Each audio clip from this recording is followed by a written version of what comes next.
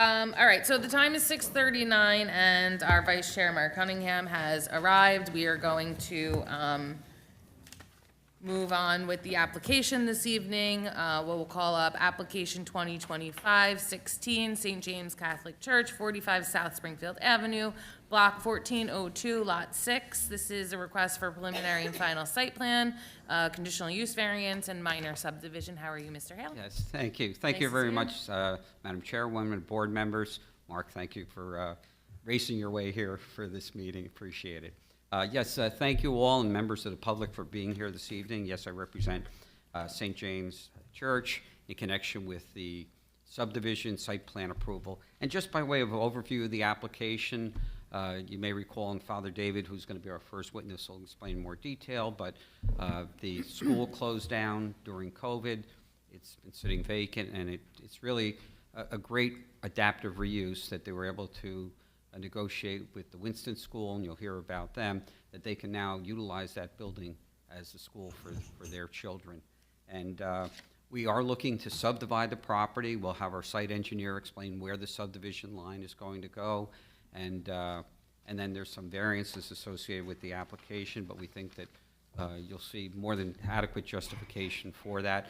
I'd like to thank the two Mikes for their reports. They're very detailed, and great getting them ahead of the hearing, giving us adequate time to address them, and we will have our professionals address those. So, and appreciate the patience of everyone waiting for the start of this meeting, and also the board. I know we were supposed to be heard a week or so ago.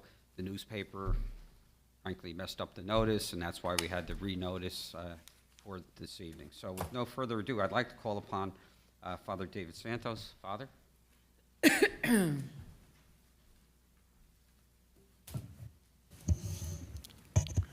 Father, please raise your right hand. Do you swear or affirm to tell the truth? Yes. Please state your full name, spell your last name, give us your business address. My full name is David Caicedo Santos, S-A-N-T-O-S. And your address. C-A-I-X-E-I-R-O. We can just call him Father. Thank you. You're welcome. Thank you. Okay. So, Father, I know we've talked about preparation for this evening. So first, perhaps give the board and the public a little overview of the church, closing of the school, and then the working relationship that we now have with the Winston School. My pleasure and my honor. Just wanted again to say thank you to the Board of Adjustment members for being here and for accommodating us. Thank you for the service that you provide to this township. Also wanted to say thank you in particular to John Busaculo and Michael Disco, who since the beginning of our exploring options for what to do with the St. James property, I really thought it was important to have an alignment between the township and the parish as to what's possible, what direction should we go, and so they've been super instrumental in providing that guidance and assistance all throughout the way. And so thank you so much. Just a little bit of background on the church and the school. So St. James the Apostle Church has been an integral part to Springfield community for over 100 years. We celebrate our centennial just 2 years ago. With close to 2,000 registered families, we're one of the largest religious communities in the township, if not the largest. Many of our parishioners boast of their love for our beloved township. They're active in civil service, in the town council as members, volunteer EMTs, police, fire, public works, school teachers, educators, proud owners and members of the Springfield community. And I just want to say thank you for many of them who are here in support of this application. St. James' roots run deep in Springfield, and I've been blessed to be the pastor of St. James for 3 years. The first year, so I've been here 4 years. My first year was as administrator, and then these last 3 years as the pastor. Upon beginning my pastorship, I quickly realized that in order for the parish community to continue thriving as a church and as a valued contributor to the township, we needed to come up with a plan to address the recent closure of the parochial school, so St. James Academy, which closed in 2020, and then also an uninhabited convent building that is in the rear of the property behind the school. So early in the process of exploring viable and appropriate solutions, we felt that most likely solution would be to sell a portion of the St. James property to a firm who would transform the school building and the convent into either senior housing or market rate apartments or some other beneficial use. Of the 6 proposals received by the church for development, Winston School was the only proposal that kept the school building intact. The proposal from Winston School to keep the school building as a school building was and is a blessing. So for over 50 years, the parish community's identity has been interwoven with the parish school. And up until the construction of our current church building, which was constructed in 2002, parishioners, they worshiped in the school, they celebrated the sacraments, so funerals, marriages, baptisms. They gathered as a community of faith in the same building where children learned how to read and write, become productive and educated members of society. So knowing that the school building will remain intact is a great blessing, and knowing that it will continue to serve students and their families under the guidance and well-established and well-respected Winston School that has brought tremendous comfort to many of the families at St. James. The Winston School mission is to serve children with learning differences, and that's in line with the mission of St. James. And we're happy that we found a complementary partner. So as a result of the subdivision and the sale of the school building and convent, St. James will no longer have access to our school building, which was used by the parish for parish's religious education programs and then the various programs for the parish. As such, our plan is to build a new parish center on the site of the current rectory office. The new parish center will house the parish offices and an array of multi-purpose rooms for parish events and programs. It's important to state that the new parish center will serve to replace the existing school building and rectory building, which means that the usage of the new parish center on Sunday mornings will not mean an increase of the number of people coming to St. James. They'll be there already for Mass.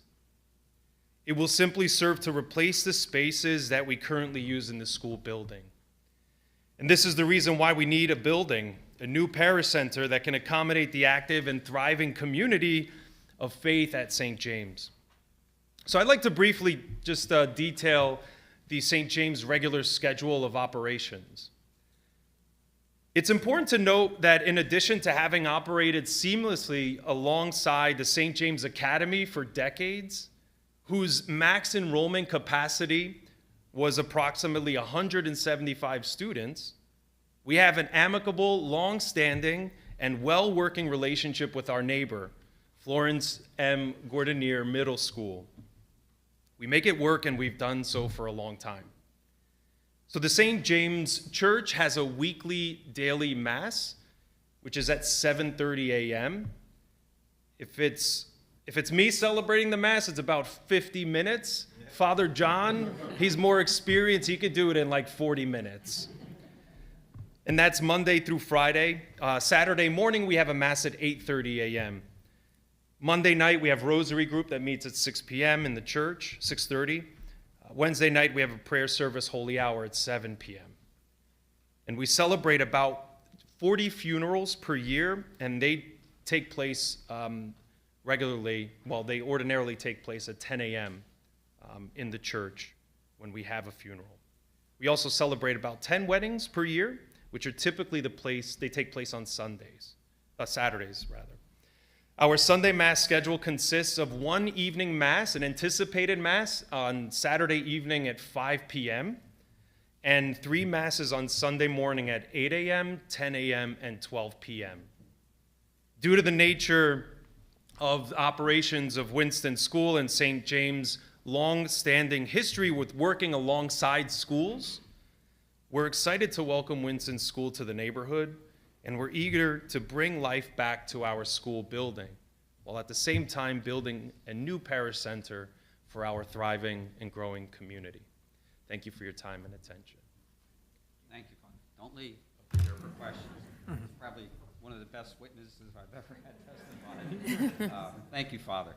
So, no further questions of Father at this time. We do plan, just by way of update, to have next our site engineer.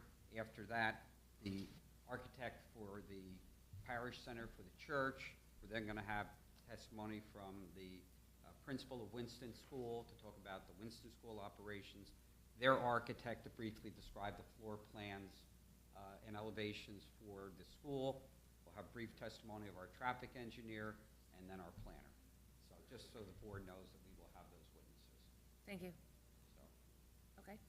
Do you have any more questions? I have no further questions Okay. of Father at this time. So I'm going to first open it up to board members if you have any questions. Can we reserve the father coming back later to answer questions? Of course, yes.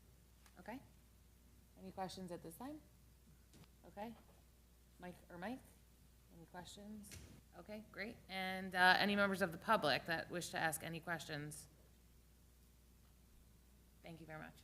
Great, thank you. Thank you, Father. You're welcome. Don't go, because you'll probably have you back. But, okay. I'd now like to call upon Jeff Kadoff, our site engineer.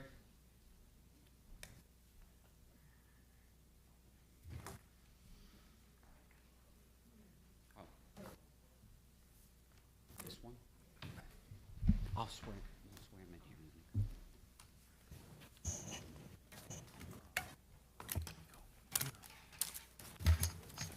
We'll start you here, and then you can go there. Start you here.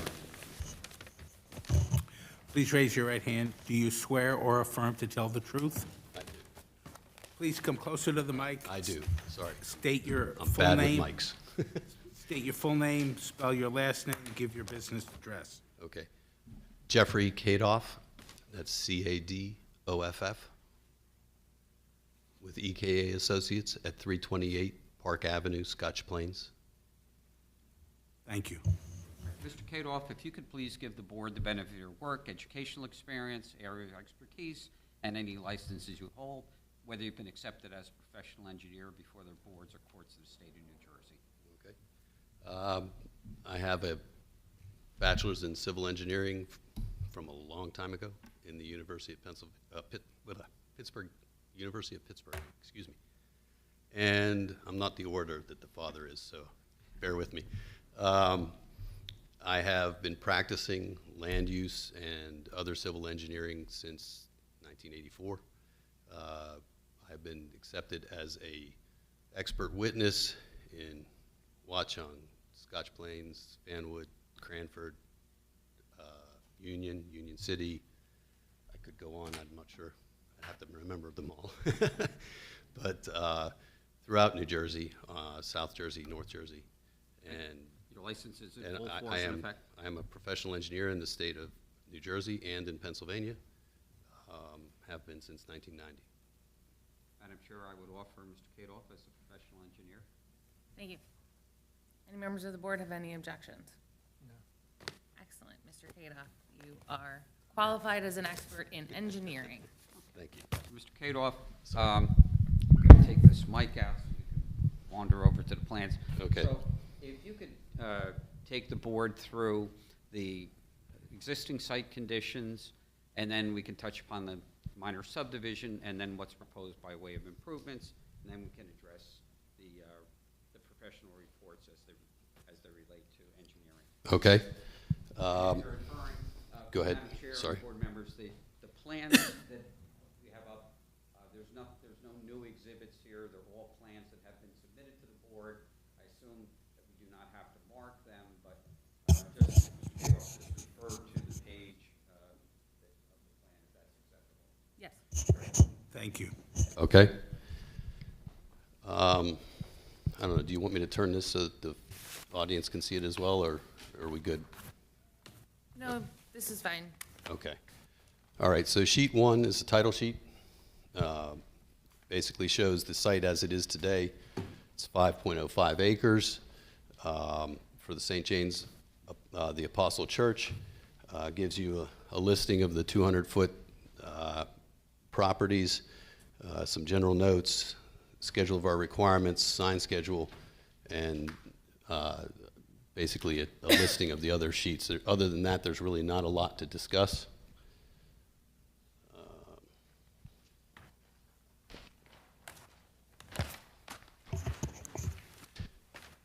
Sheet 2 is the site plan, and what we have, as the father discussed, was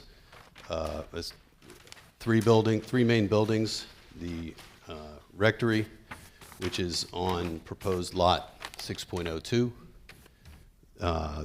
the closed school and convent, or actually, I'm not, is that what it was? Building on lot 6.01. The subdivision is such that the line, and it was noted in some of the comments, was it's not a straight line, it's not an easy line, okay? It has a number of jogs, and that's because of the layout of the existing buildings and trying to split it so that we have enough room on either side for the various setbacks, and so that the line goes through and creates fairly even distribution of the site, area-wise. All right, so we come up from just rough center of the front and go around the school, jogs over to then go and encompass the rectory on the opposite side, okay? Both sides have, basically when we take down the convent and remove a number of different sidewalks and such that go between the two proposed properties and a number of other outbuildings and things of that nature, we get almost a one-for-one proposed to existing impervious surface, okay? So we end up with an additional impervious surface of only 445 feet, which is basically 0.01 acres, okay? However, it is a major development because we have an acre of disturbance. So despite the fact that we don't change the impervious a lot, we are touching a lot of other things, okay? So, not quite sure. Let's see here. We meet the parking requirements. We have 49 spaces on the school side and 101 on the church side. And of those, you know, we meet the requirements for handicap. We have EV spaces. We put in a fair amount of pervious pavement so as to handle the cleaning of the water, of stormwater. And then there's underground basin for behind the school, and there is a excuse me. Where are we at? Oh, I'm on the wrong sheet. So anyway, basically this sheet is the site plan. I'm getting to the drainage. I apologize. So the site plan then just basically sets that up. We have a couple storage sheds. We're taking down a couple sheds. And you know, we're moving a bunch of facilities on the school end. Okay. Since I was already talking about it, I'm going to go to sheet 3, which is the grading and drainage plan, and shows the underground basin behind the school, and there is a small above-ground basin behind the existing rectory building, between the rectory and the new parish center. And that's, you know, we have existing drainage that's going to be some existing yard drainage that's going to be under the parish center, so we have rerouting some of the drainage around it instead. Everything meets the reductions that are required. Because of the acre disturbance, we were required to reduce the outflow to 80% of existing, and this plan does that. There was some question, I'm going to flip back real quickly. There was some question with regard to the location of the proposed, actually it's existing parking lot area over here, proposed parking over on the north side of the property. It was within 10 feet of the property line. The comment was to please move it to 15, and we're doing so. We're going to extend the 15-foot of buffer down the property line, again, as noted in the comments.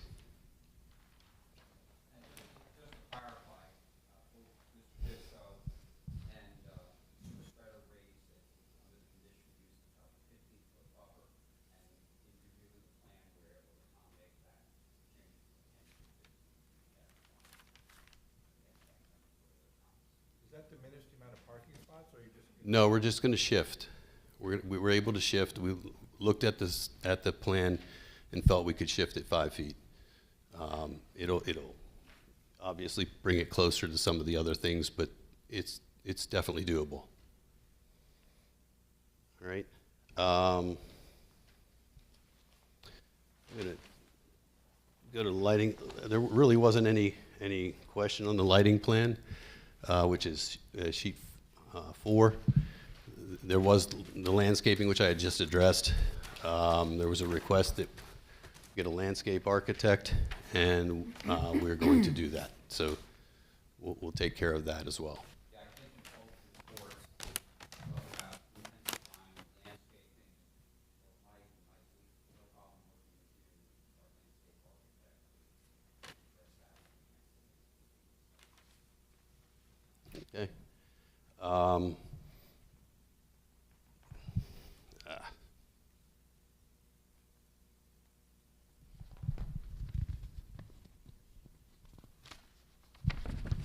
Okay. Sheet 5 of 8, soil erosion and sediment control plan is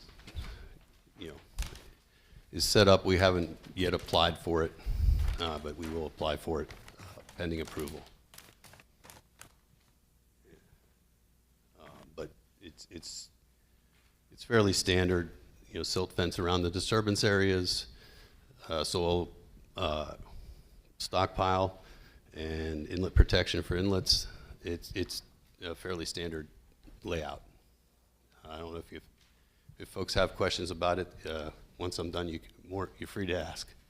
Where is lighting? I'm sorry? Where is the lighting for the parking lot? That was the previous one. The lighting for the parking lot is pole lighting. It's on sheet 4. That's the lighting and landscape plan.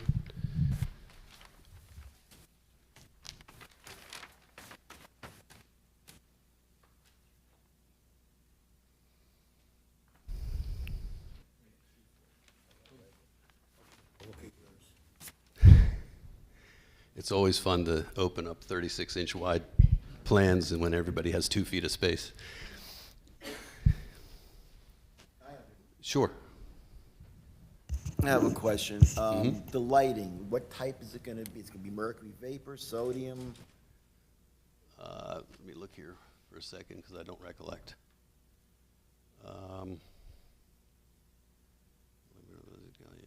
They're LEDs. LEDs? Yeah. All right, second question then. Are the lighting fixtures going to be facing down? Yes. Not out like Down, this? down. Up. If you look at the plan up at the upper right, it shows you what the light fixture is going to look like. Okay. Be facing all down. All facing down. Is the lighting compliant? Are you seeking any elimination, any variances for? Thank you.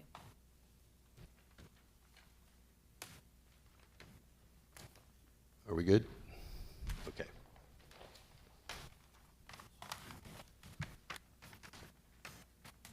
All right. Sheet 6 is just details for the sediment control. And sheet 7 is construction details showing how the drainage system, underground drainage is going to be constructed, the various inlets and outlet structures, and our above-ground basin. That it's details on how to build those. Okay. And sheet 8 is more of those details. Details on the parking spaces, inlets again, the curbing, and downspouts and things of that nature.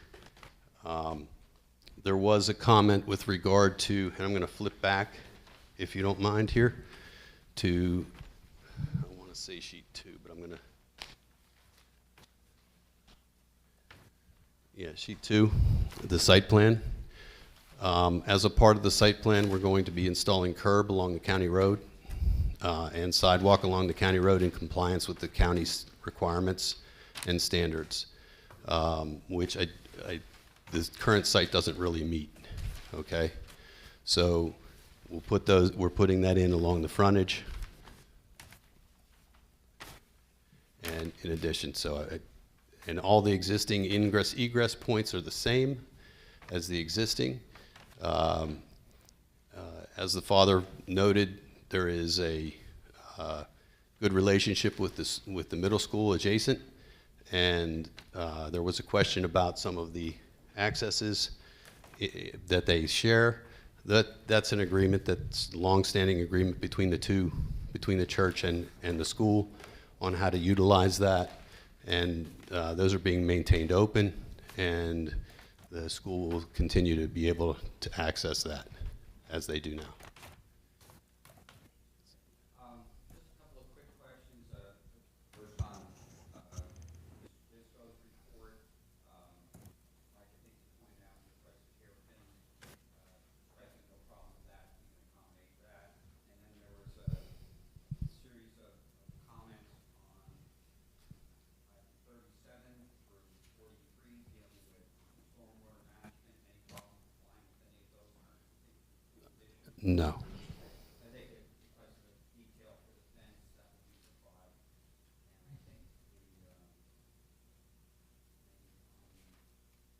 like I alluded to, there's more questions that, I think on the,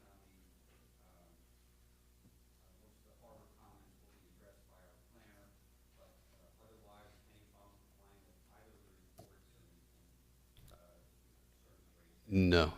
There was a question about the setback as far as being, we stated it as a variance. The 30-foot is the setback that is noted in the zone. We're greater than that, and the reason we noted it as a variance was because oftentimes in a residential zone, folks want the buildings to be at the setback, and because we are behind it, we felt it might be considered a variance. If it's not considered a variance, that's not a problem for us, obviously, but that was the reason for noting it as a variance. And just one comment, I did have an opportunity to speak to Mr. Estrada. Need you to talk into a microphone. No, I'm sorry.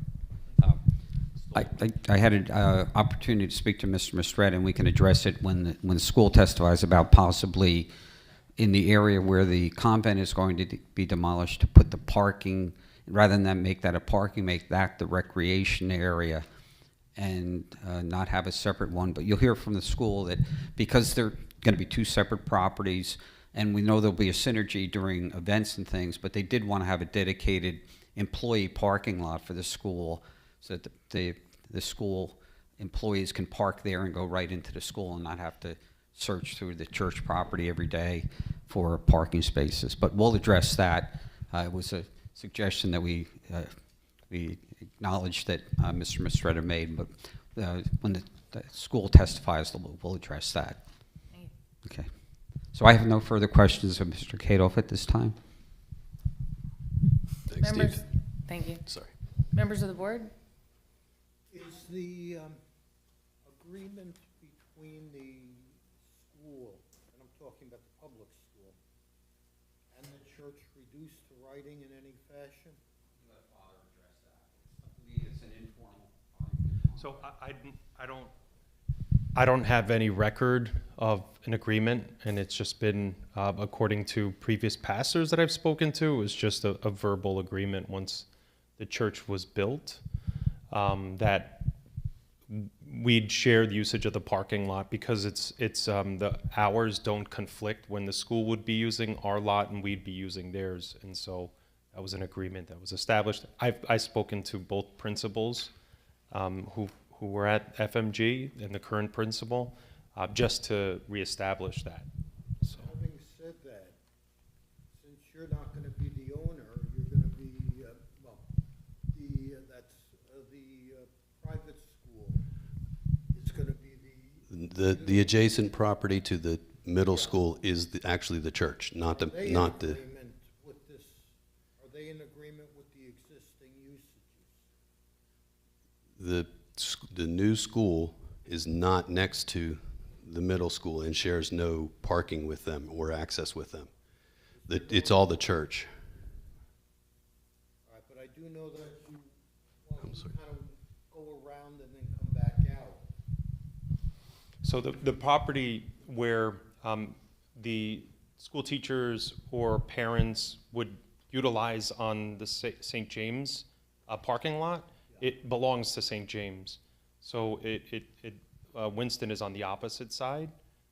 So it will still maintain, we'll still maintain ownership of that property, so it won't impact Winston School. So what you have is going, what exists right now is going to stay without any Correct. changes. Correct. And there's no drive areas between the two proposed properties, so you can't drive from one to the other. So any drive that is currently there is being removed and grassed and seeded. So there won't be a connection through, and there'll be no concern for the two schools to cooperate in that manner. Can I ask, how many parking spots currently exist on the site?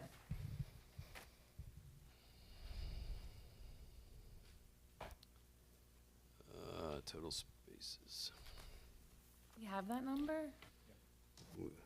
I'm assuming we do, but I'm having trouble finding it today. I think the existing, I had put it on the Google Drive.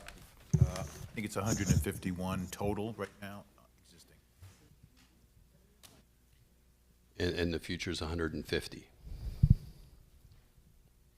Is it 151 with a count of the existing spaces that will now be on 6.01? Yes. Right now, the site has 151 parking spaces. And so when you go to 101 and 49, you're essentially utilizing the same parking spaces that currently exist on the site? We're using the same spaces. The church is meeting the requirements for the church with 101. The school is meeting the requirements for the school with 49. Okay, but they, okay. Thank you. Before, as a commingled use, they each had their own requirements to begin with.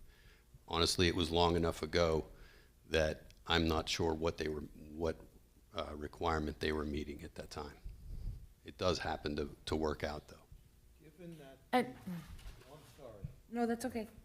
given that the proposed use is gonna be for special needs, do any of the spots need to be wider to accommodate the special needs? The school will The school will testify as to that, but they, being that they're in operation now at an existing facility, they'll touch on the drop-off and pick-up. So I asked the question of the wrong person, is what you're saying. Well, the answer will be that no, the Faculty will park in the faculty parking lot, and parents will drop off the students in an orderly fashion, and there will be no need for that. But we do have the adequate amount of ADA spaces regardless. So thanks. So sticking with my parking, I think this is actually for the father. When you have mass, do you fill the parking lot? So Do you Sunday utilize? Mass? Do you you have mass? You said Monday through Friday at 7:30 a.m. No, we I'm don't. sorry. So the school is going to be 7:30 a.m. When do your parishioners come? So our weekday Mass, 7:30 a.m. We Correct. get approximately Yes. 20 to 40 parishioners Okay. for those Masses. And those parishioners are limited to our parking lot. On the weekend, we have access to the FMG parking. Yes. Mm-hmm. I'm less concerned about the weekends. I'm more concerned about the weekday and the 7:30 a.m. So 7:30 a.m. You said 20 to. Yeah, about 20 to 40, anywhere between 20 and 40. Okay. All right. Thank you. Cool. I have a question. One of the main things that we encounter here on the board is water runoff issues.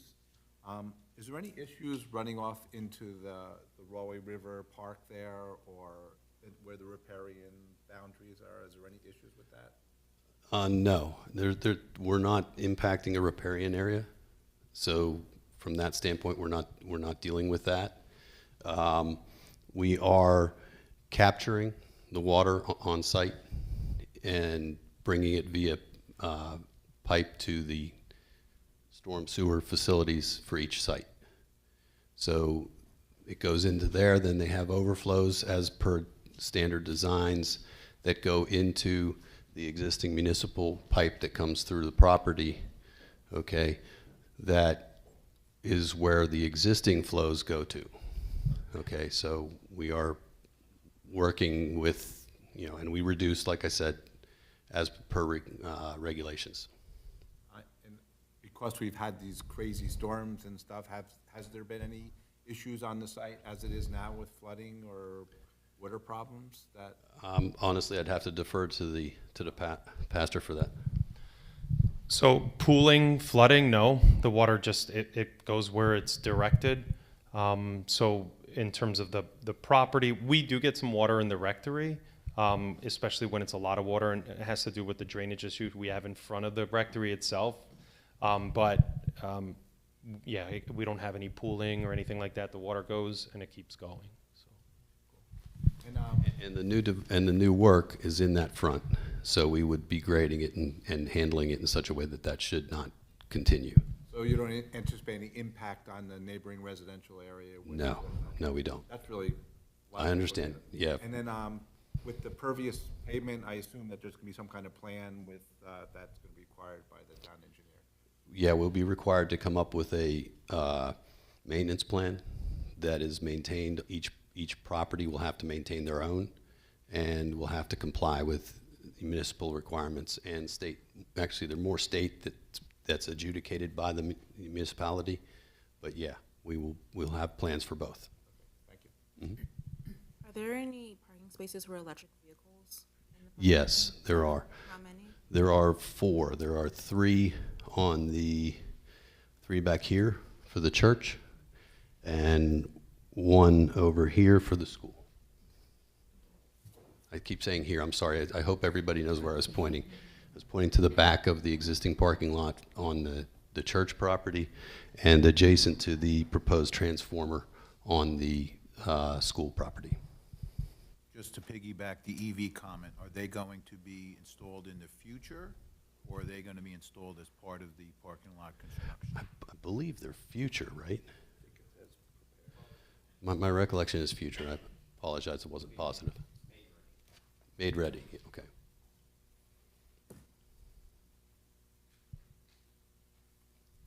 Members of the board, any other questions? Yes?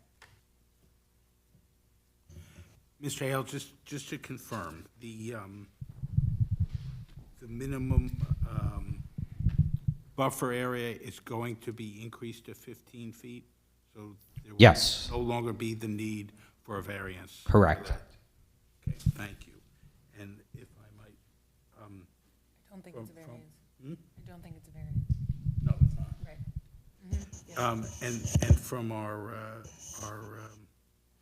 board experts, the front yard setback is not a variance? Correct. Is that correct? Correct. Thank you. Thank you, Chair. Thank you. Okay. Mr. Disco. I just have a couple more. I appreciate the testimony. I think Sure. we had a question about the accessory buildings and their height. It was undesignated. If you could just put that on the record. Yeah. Architect, okay. Yep. Is there any need for off-street truck loading spaces for either of the two sites? Not,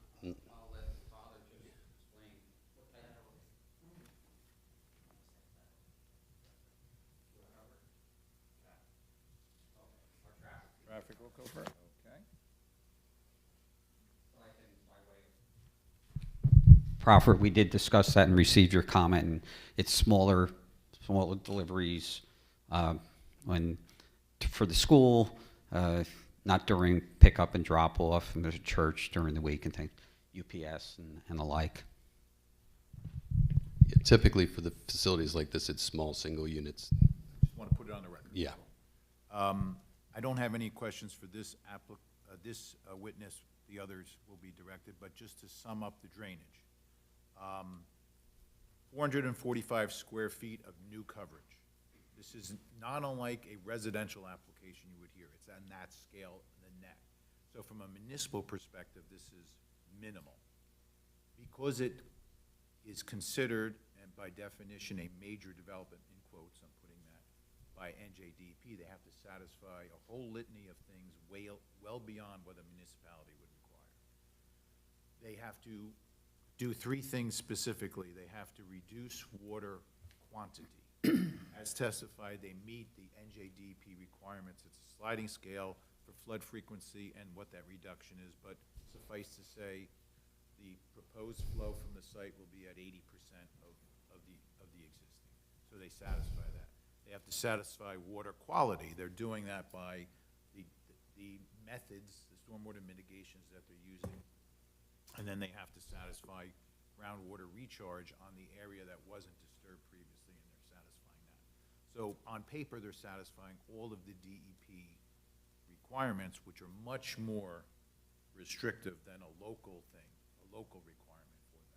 So in terms of stormwater, it's going to be less runoff from the site than currently is there.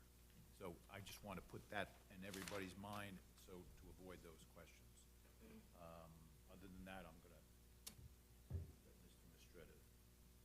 Thank you. Your mic's not on.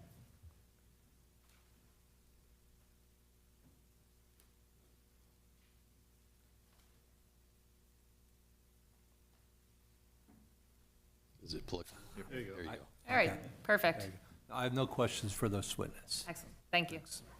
Any members of the public have any questions? None? Oh, yes? You have questions for the engineer? Okay, great, come on up.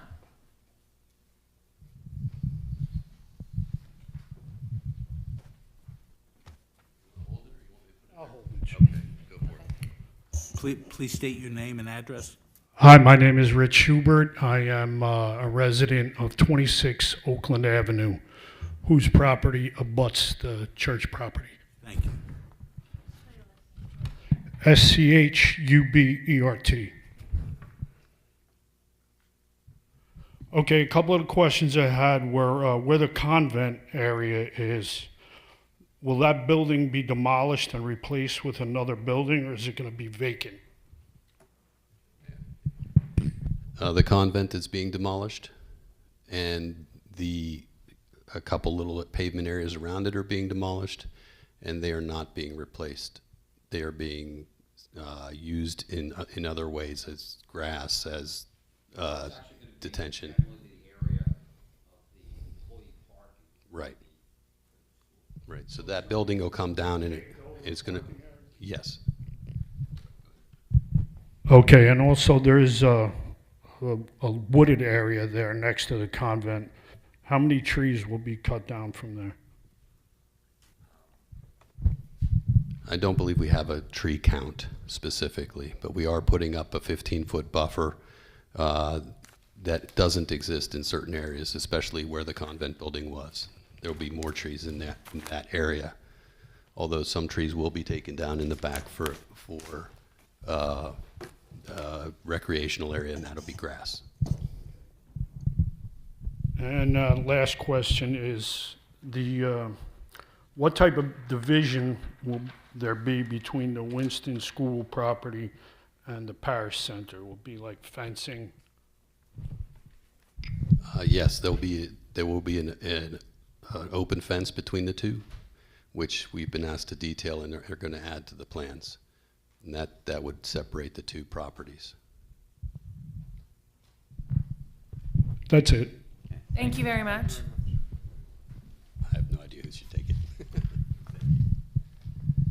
Perhaps you could quantify the wooded area coming out in length, height, width? I don't believe we've got it measured up in that way. I mean, we can, I'm sure, but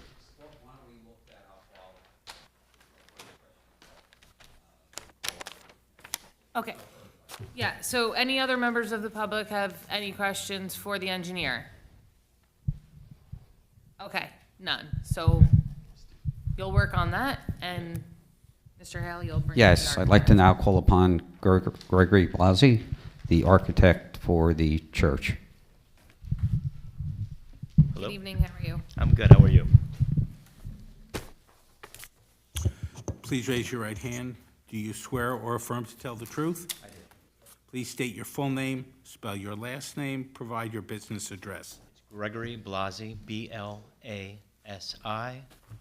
The address is 57 Union Place, Summit, New Jersey. Thank you. Okay, and Mr. Blasi, if you could give the board the benefit of your work, educational experience, area of expertise, license you hold. Yes, I graduated in 1996 with a Bachelor's of Architecture. I've been licensed for 21 years. I've had my own firm for 21 years. I've provided witness testimony at Westfield many times, New Providence, Cranford, Saddle River, Metuchen, Summit, Mountainside, Whippany. I sit on the Historic Preservation Board in Westfield and have been in front of historic preservation boards as well. Thank you very much. Is your license current and good standing? My license current? Yes. Yes. Excellent. And I'm Okay. licensed in New York and Connecticut. Thank you. Members of the board, any objections to qualifying? No. Okay. Okay, thank you. So, Mr. Blasi, if you could take the board through the architectural aspects of the improvements to the church property. Sure. So I'm going to start with the cover sheet right here, just to show you the view looking towards, this is St. James, the existing building here. This is the front view.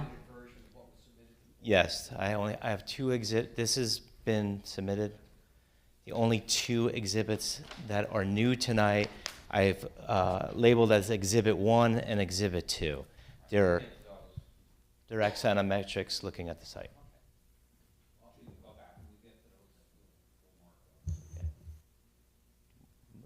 Want me to discuss these or not? Okay. So I wanted to show you this view. This is the existing school. I'm just sorry, just for the record, this is not in the record yet? This is the new This is not in the record. Okay, we're going to call this A1 A1. with today's date, and Mr. Hale, you'll just make sure that we get a hard copy of that for the board secretary. And if you could just explain what it is, the data was wrong, whatever is in the little box down to the right. Yep. So the date is March 4th, the same as the other drawings. This is created through the program that we use, Revit, meaning that it is not a rendering, it hasn't been made and at any different modeling. It's actually the architectural drawings just brought into an axonometric view. So it's exactly the same scale as all the other drawings you're going to see. Thank you. Okay, so the importance of this is showing the parking lot It's showing the existing school, the existing church, and this is the new building. So there's an existing rectory here. This link is existing, it's there now, and the convent would be back here that's being removed. So the reason why I wanted to show you this is as the building is the new building is replacing obviously classrooms, gathering space that was already discussed by Father David. So that is going to be taking place here. I wanted to show you why it's on the site in this location, and that's because of parking that is here, this existing parking space and parking lot. There's water, as you could see on the other plans. There's wetlands back here. So the building could not fit back in this parking area here, and it's being hemmed in by the new division and allowing for all the parking to remain. So it's basically set in this area with the angle of the church.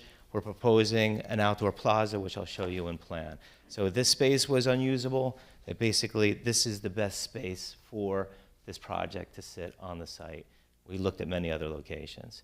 So it has no basement, which I'm going to go to because of water issues. So it's a 2-story building. But this is, as you're driving through, as you guys know the street very well, the school is set back. You can see St. James very clearly from here. So this building is not blocking St. James by any means. And as you approach from this side, the school is very tall. So when you get to this edge, you see St. James on this location. So I just wanted to use that as a starter of the site. This would be A2. Yes, please. A2, same date. And this is basically showing you from the back, the rear of the property. So this is the rear of the school, rear of St. James. You're looking in a plaza here. This is the existing link that's there today, and this is the new building. So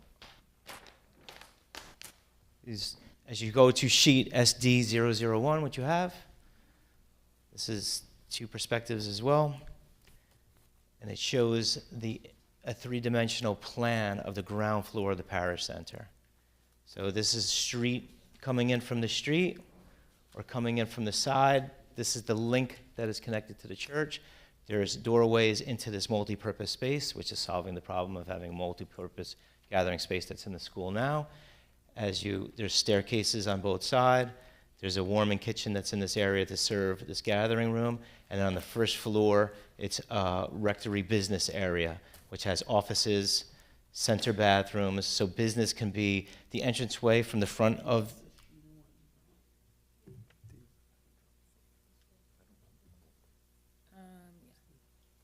I'm sorry, I'm just not sure that this was submitted previously. We don't believe. Okay.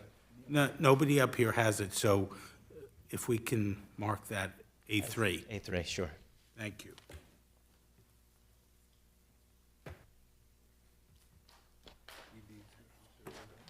So.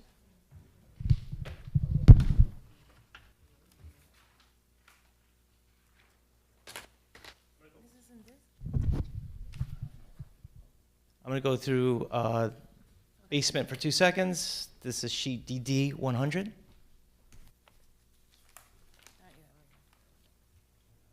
Okay, you got it? Yes, thank you.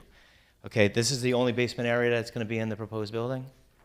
Due to water, it's just basically an elevator pit and some mechanical areas for electric and some storage. This space right here. As we go to the first floor, to orient you, the church is here. This is the link. This is the front of the building.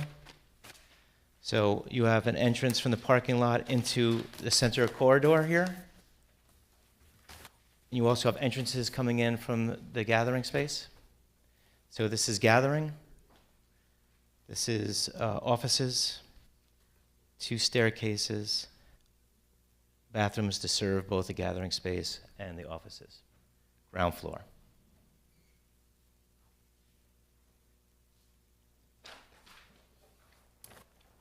Second floor is meeting and classrooms. It's 2 staircases come up. It has an elevator, bathrooms in the corridor shaft, and then on both sides is meeting rooms and flex space, meeting room, office, meeting room, classroom with the windows around. The roof plan, the link roof, this is existing link. This I'm going to show you on the elevations around the edge. It's got a sloped roof to die away in height, away from creating more visual height, and it's also covering all these, covering the air handlers up on the roof. So I'm going to go back to the elevations.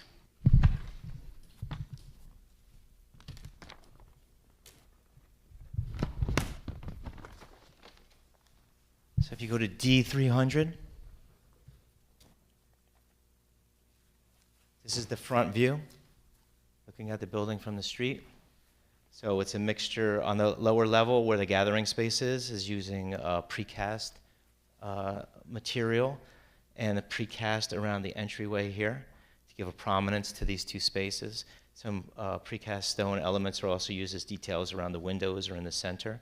And the rest of it will be a brick, a glazed brick. I'm showing something, the church is more contemporary, so we're trying to, the brick will have, is falling in between a transitional, more contemporary look to marry well to the church architecture as well as the new building. You wouldn't have a colonial brick, it'll have more of a brick that matches the church appropriately. These are all windows, doors with transoms, side lights. The existing link we're proposing as enclosing it to create a weather protection, but also a safety for children going from the church to any lessons inside this building, going back and forth. It's an enclosure that also creates a security link to get out onto the plaza. So it is a way to go through the link out into the plaza or into the building, or connection between the building and the church. So this is the side entry as you're walking towards the church. Again, front, side. Picking up this window element is picking up on the church's round window here. So we're trying to connect the buildings visually and architecturally. The rear and side elevation facing the church is on DD 301. This is the rear facade. This is a section cut through the link, which you can walk through to go into the plaza behind. There's a doorway there to get into the hallway to go back into administration as well. This corridor goes straight through to the front. This is all meeting room. This is that gathering space down below. These are the classrooms or meeting rooms above. These windows back here are the rectory area, office area. And then this is the facade that would be facing the school itself. So they would be looking at windows. This is the rectory below. These are classrooms, meeting rooms up above. This is the roof. And then this, looking at the link is far beyond, is past the plaza. So this is in the this is set back 80 feet, 90 feet.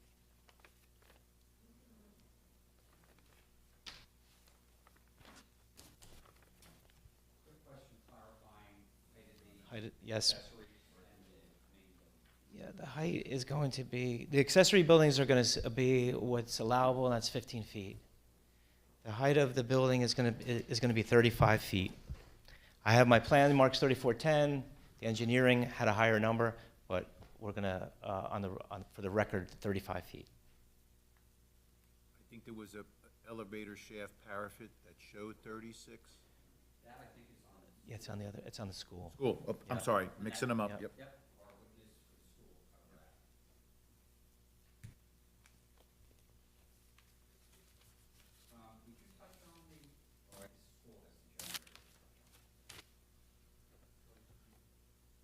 Oh, we have the generator, but it's on the site plan.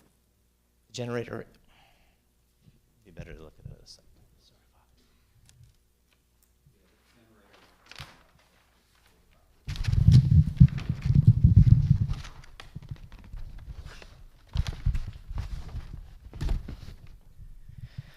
So the generator is going to be located back in here. So it's between the school and the new parish center in the rear, back in this location. Proposed generator on the side of the building right here.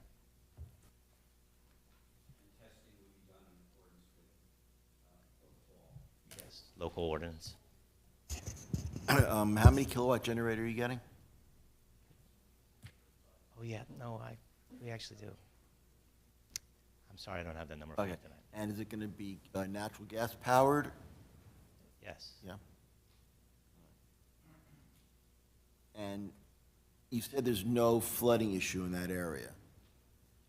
I'll let the civil engineer answer that question. 'Cause what But I'm- if I could, there is a basin right here. This is Yeah. a collection basin right here. But I'd prefer that the civil engineers answer that question. From an architectural standpoint, any problem applying terms and conditions of either this goes to Mr. Mastreta's review? No. I have no further questions at this time, Mr. Blau. Members of the board, any other questions for Mr. Blasi? I have a question regarding the kitchen. So you say it's a warming kitchen? Yes. So when there's like a wedding or, are they doing any cooking in this facility? Actually, it might actually be a regular kitchen with an exhaust and everything. That will all meet local codes, and it will all be determined during permitting. But the size of it is going to be the same as it is now. It's to serve the community, the parish when it's operating. I don't know if there's any discussions about, you'd have to ask Father about what would be in there, but for the parish to use on a basis of entertainment, it would have a kitchen. So whatever kitchen would be there would be compliant with whatever the building department requires? Correct. Question, are you gonna have a sprinkler system in the parish house, new parish house? Yes. And have you dealt with the school issue, the architect of the school also, or no? I'm sorry? You're not the architect for the school? No, I'm not. Yes. She'll be on. Yeah. Okay. Yeah, but I'm not. School as well. Thank you. How do supplies get into the kitchen? The trucks that might be used to bring whatever is cooked, Yeah.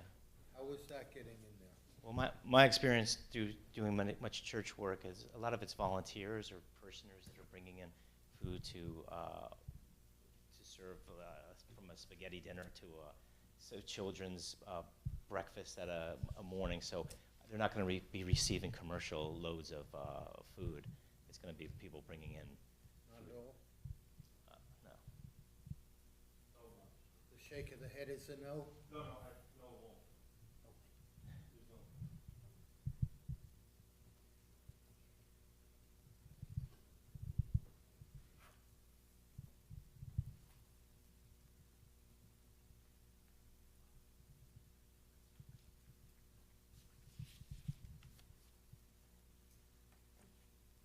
Okay, I'm gonna need clarification. Okay, I'll ask for clarification.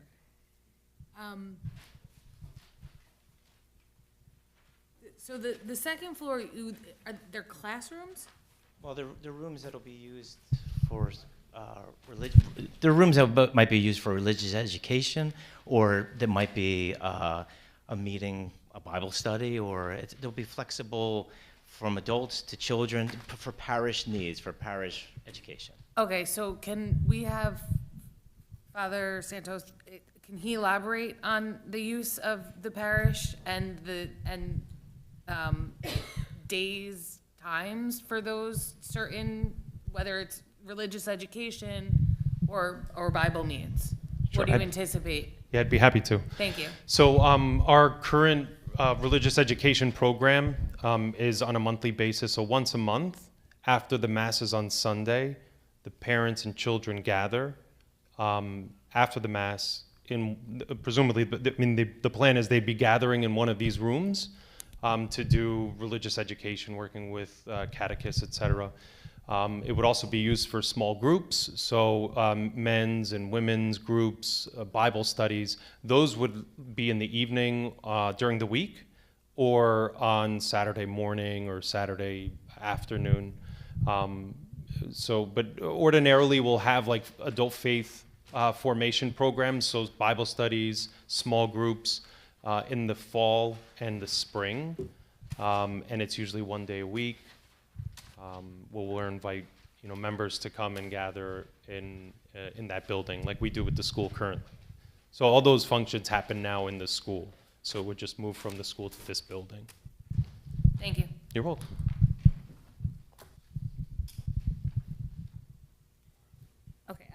Sorry, any members of the board have any further questions for Mr. Blasi? None.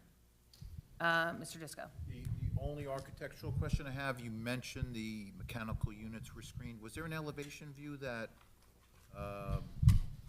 you could pull up for that? In fact,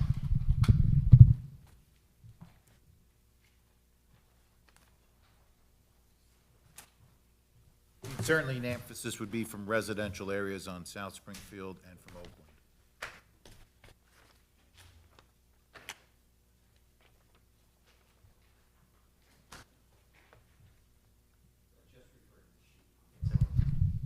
so my DD 200 is actually a building section where I got 7.5-ton units sized from an engineer to put on that roof with the parapets to show that they're.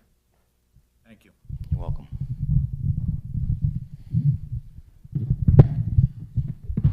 Mr. Mastretta, any questions? Just one real quick, and I think we already mentioned it. We just need that one extra sheet that you're presenting that we don't have in our packets.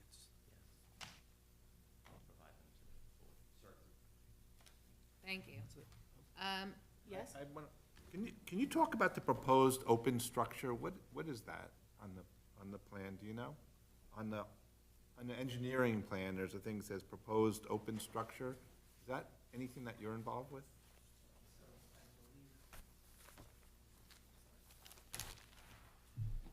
So on the terrace, there is, at the beginning of the design process, talking about making some kind of covered space on the terrace, which they're not building now. It's not being proposed now. So it was a thought at the beginning. We're going to put foundations underneath the terrace. If it ever becomes something, they'd have to come back in front of the board for So it's approval. like, you were thinking like a pergola or something over there? Okay. Yeah, like a covered space to enjoy the plaza. So that's not part of the plan, even though it's labeled on there? Okay. No. That's all. Thank you. Thank you. Any members of the public have any questions for Mr. Blasi, the architect? None. Thank you very much. Thank you. Yep. Oh, you had the answer to that other question? Yeah. Into the microphone, please, and this is in response to the questions regarding the tree. Correct. Is In that- response to the tree question, there's 9,800 square feet of wooded area that is being removed to create a recreational area for the school. And to revisit a question that I Madam Chair, that I think I know I answered incorrectly. You had asked about the parking for the church. There's 101 that we're proposing. The requirement is 153. I said we met, but it's actually a variance, and we would be using the additional parking from the middle school on Sundays. Thank you.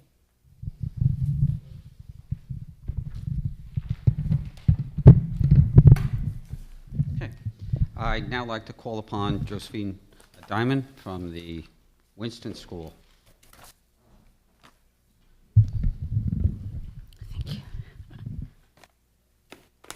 How are you? Good evening. Good. How are you? Thank you just for gonna- having me. We're gonna swear you in. Please raise your right hand. Do you swear or affirm to tell the truth? Yes. Please state your full name, spell your last name, provide us with your business and address. Josephine Maria Iacuzo Diamond. Diamond is Diemond. 30 East Lane in Short Hills. Thank you. Simon, thank you for being here and supporting the application. So first, if you could give the board and the public a little background on the Winston School. I've obviously learned quite a bit in preparation and working with you. So expand on that. Yes. So the Winston School has been in operation since 1981. We've been in our current location on East Lane. We rent from Christ Church, so we rent school space from Christ Church currently on East Lane. We've been in that space for around 33 years.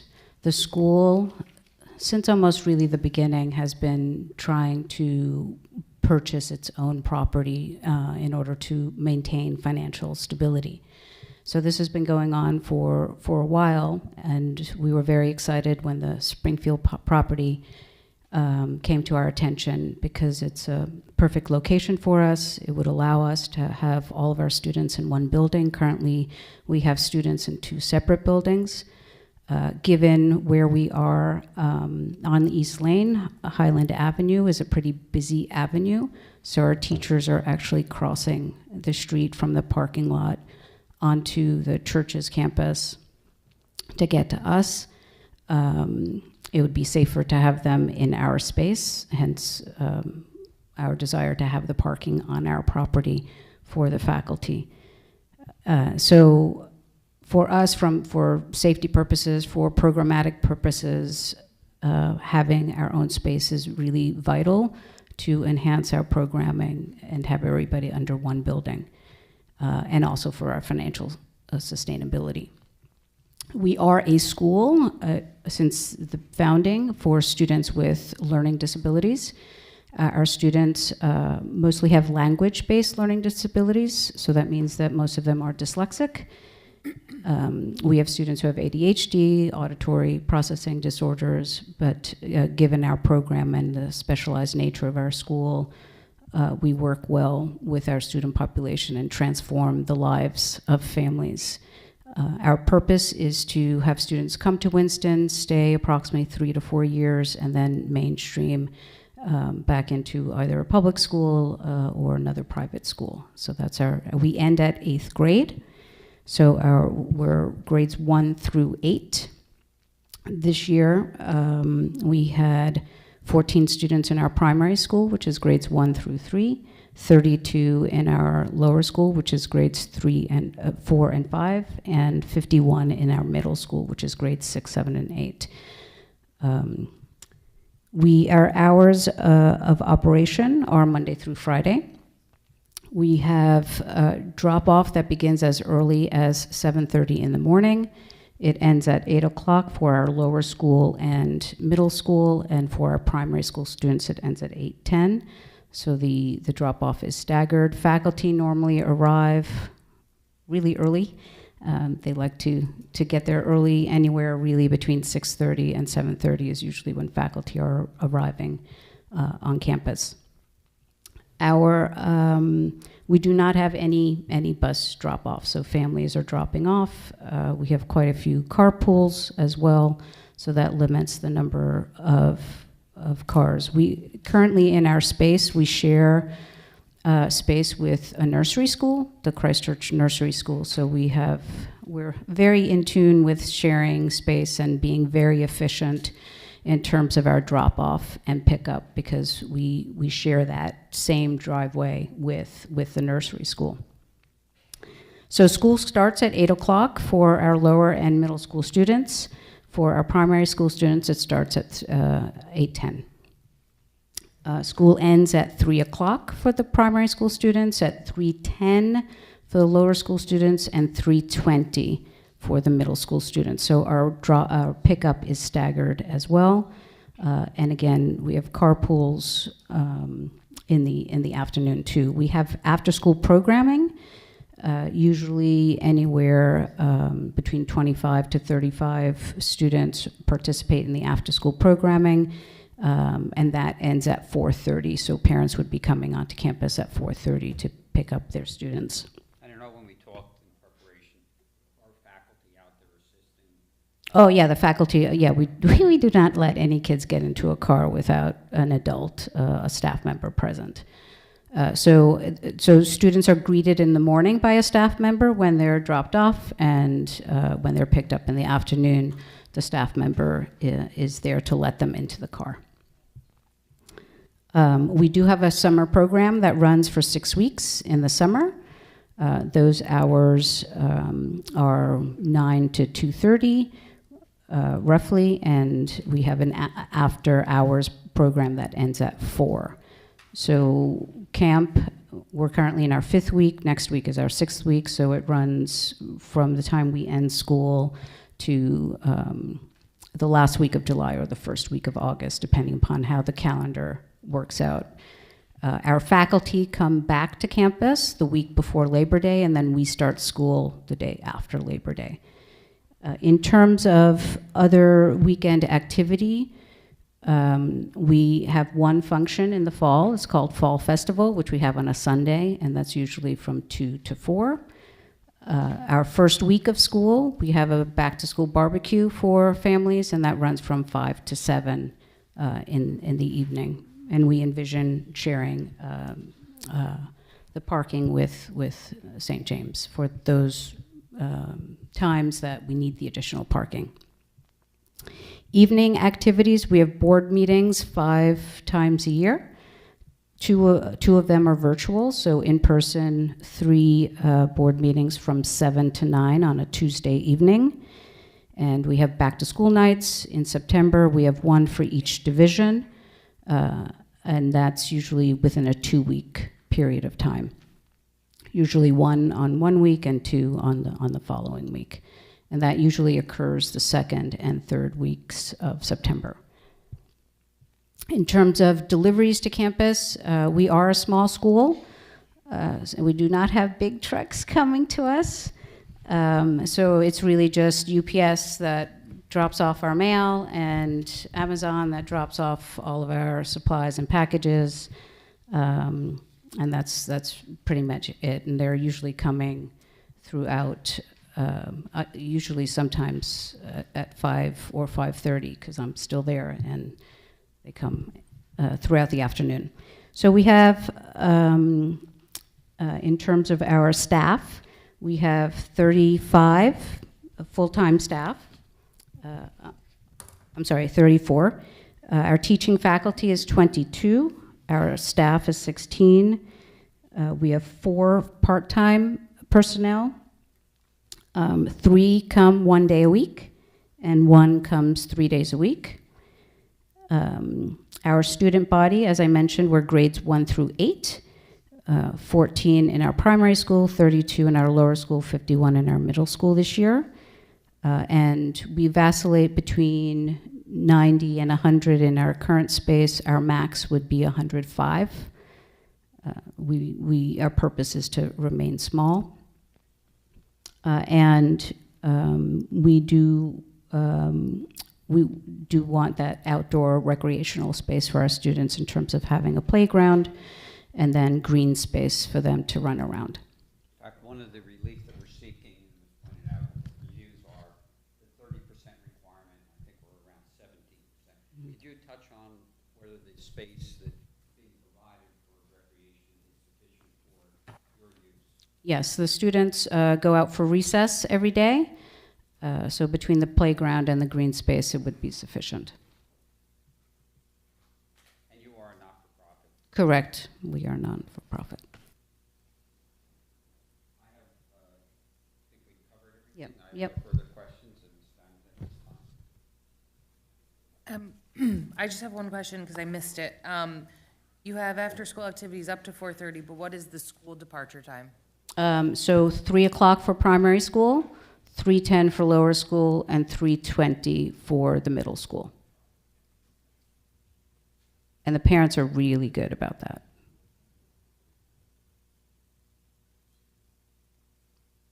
Thank you. Any members of the board have questions? Yes, you had mentioned that pickup and drop-off. Are they parking to drop off the student?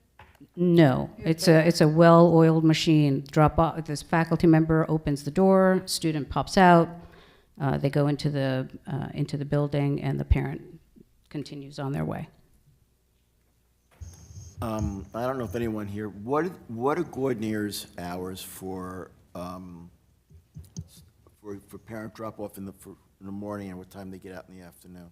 It's been a long time since my kids went there. School starts at 7:35, and school ends at 2:25 or 2:30. So basically, in the afternoon, there shouldn't be a traffic problem since Gordonier is out before that. I'm just a little concerned about the morning drop-off. That could get kind of hectic there if your classes start roughly at 7:30 and Gordonier starts. No, they start at 8. You start at 8? We start at 8. What Drop-off starts at 7:30. Okay, so, and Gordon year starts when? 7:30? Probably 7:35, the doors open, like, school starts, so, yeah, probably Right. earlier. So it probably be okay in the morning. I'm just concerned about if you drive by Gordon year in the morning or afternoon, when we start or end the classes, it's kind of like a disaster area over there. I'm just concerned about your school with the doesn't sound like there's going to be a problem, especially later in the day, at the end of the school day. Right. I'm just concerned about I'm a little concerned about the morning with the traffic with Gordonier and the traffic for your school. South Springfield Avenue over there could get really jammed up. I'm just wondering. Yeah, so the students are being dropped off within a time period between 7:30 and 8:10. Yeah. Starts, yeah. Okay, all right. But I think they have a traffic engineer that's is gonna come up to testify and All right, discuss all of thank you. those issues. We did get, that's a great question, we did get that to the fact, church necessarily to get where the public schools have a school and this school, and they also work well. What time does the morning mass get out? 5 to 8.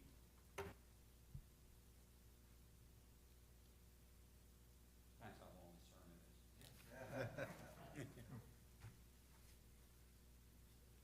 I have a question about your cafeteria and the food. Are the kids all bringing their own lunch?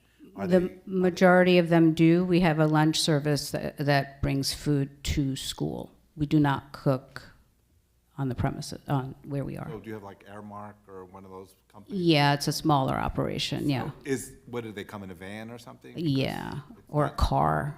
I mean, we're literally talking about really small bags of prepared meals. So there's no major trucks coming? No, Cafeteria supplies? no. Okay, thank you.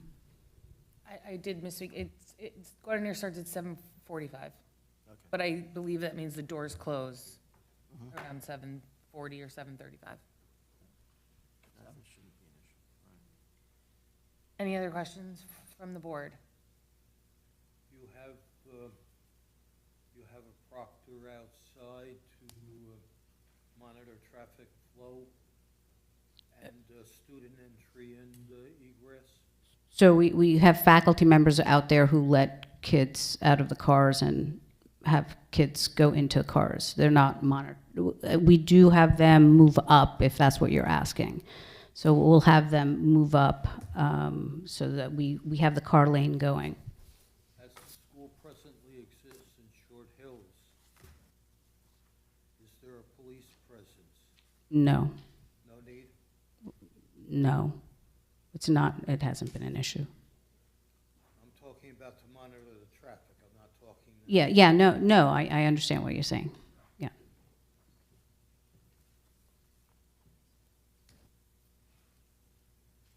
Any further questions from the board? Any questions from our professionals? Just one question. Can you just Mr. like describe the playground area or the equipment or the type of structures that would be located back there, if you know? Sort of typical playground for kids in grades 1 through 5. The older kids like to just run around and kick a ball around. So do the little ones. But I'm not envisioning just a typical playground. I don't know if that answers your question. It's generally going to be a flat area with a couple pieces. Yeah, monkey bars, what. Okay. Will the playground in the green area be gated, be like fenced? We haven't talked about that yet, how we'll structure that in the back. But I'm assuming we would put a fence. Mhm. I don't know.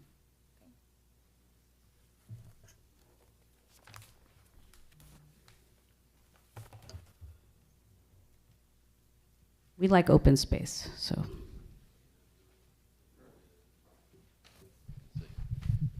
Currently, the rec area is just delineated as a grassed area.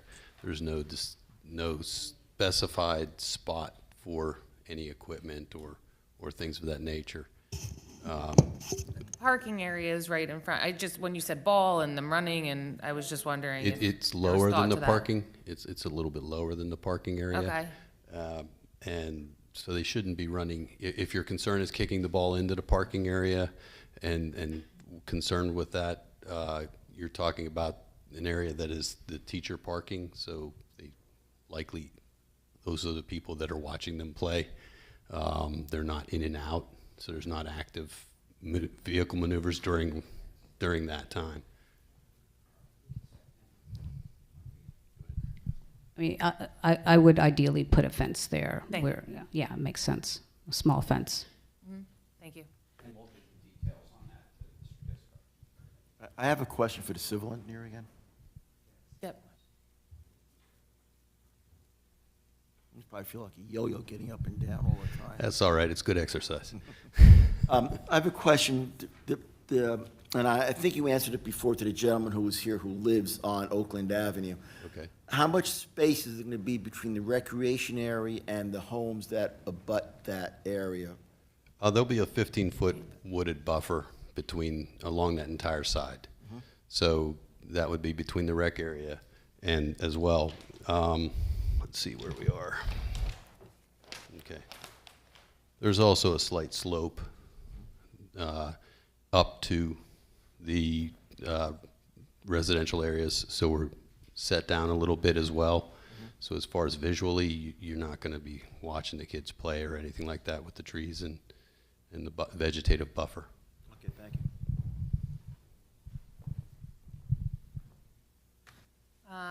Any other questions from the board? Any questions from members of the public? Okay, thank you very much for your Okay, testimony. thank you. Thank you, Josephine. Madam Chair, I'd now like to call upon Carolina Budkowitz, who is the architect for the school. Thank you. And it's mainly focusing on renovating that building for the school purposes. Excellent. Oh, sorry. Yep. Mm-hmm.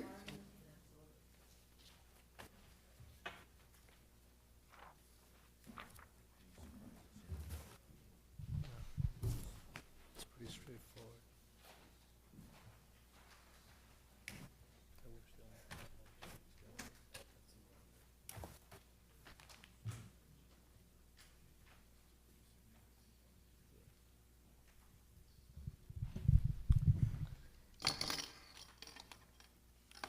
One more clip.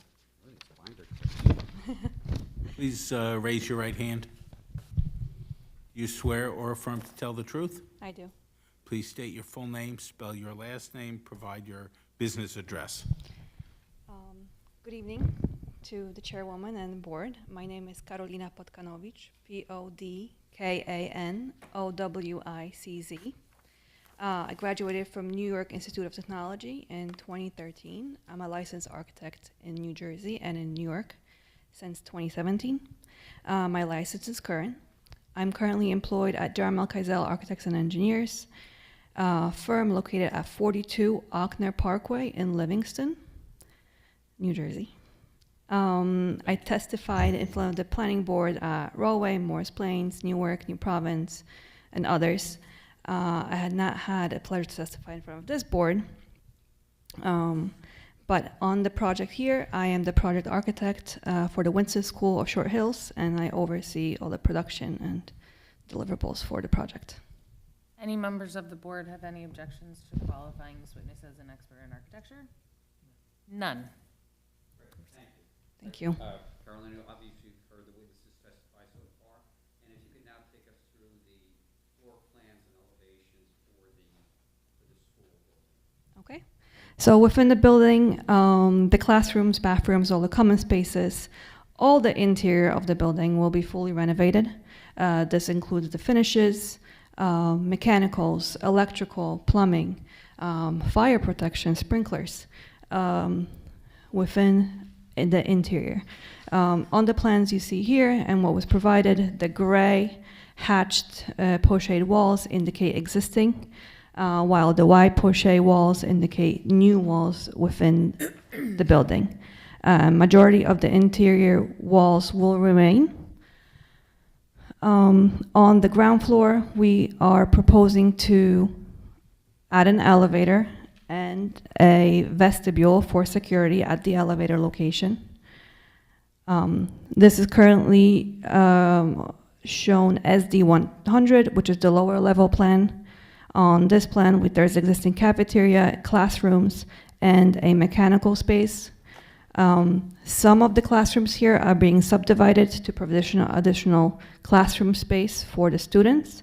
As Josephine mentioned, they're small classrooms, so the existing 20 by 30 foot spaces were way too big for 4 to 5 students that attend each classroom.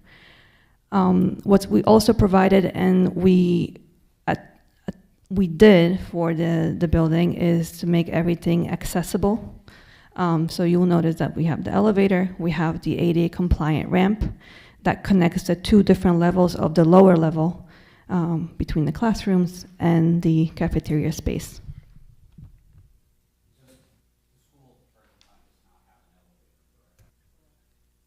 I didn't hear you say it again, please. The school has no elevator at this time. That's correct. We need it by code. On the main level, as I mentioned here, you'll see the vestibule, which is the entry to the offices, while the main entries for the students will be at the drop-off location in the back of the school. What we converted on this level here, if you notice, we have a very nice large gymnasium space, which was not there before. It used to be just assembly space with a small stage on this area here. What we also provided throughout is additional restrooms, which are ADA compliant. The current plans did not have ADA compliant restrooms. You will also notice here again, we have subdivided the existing classrooms into 2 smaller classrooms each, with some larger classrooms remaining.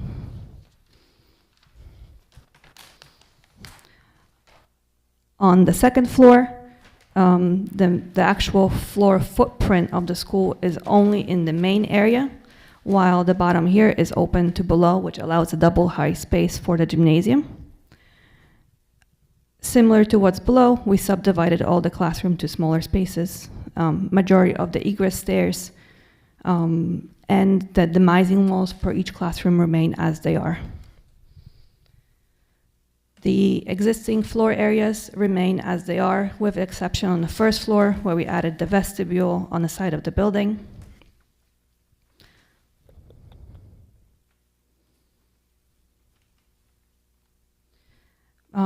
I will now move, I believe that's all for the floor plans. I will now move to the exterior.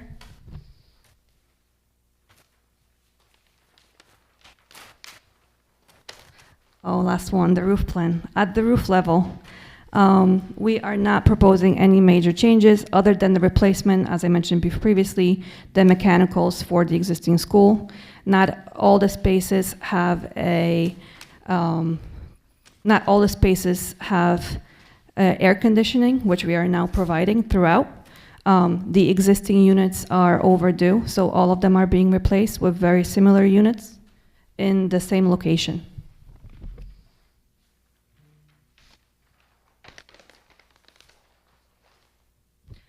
For the exterior of the building, we are now looking at drawing SD200. For the front elevation, we are proposing minor changes to the exterior. On the front, we are looking to clad some of the existing brick on the lower portion of the first floor with new fiber cement panels.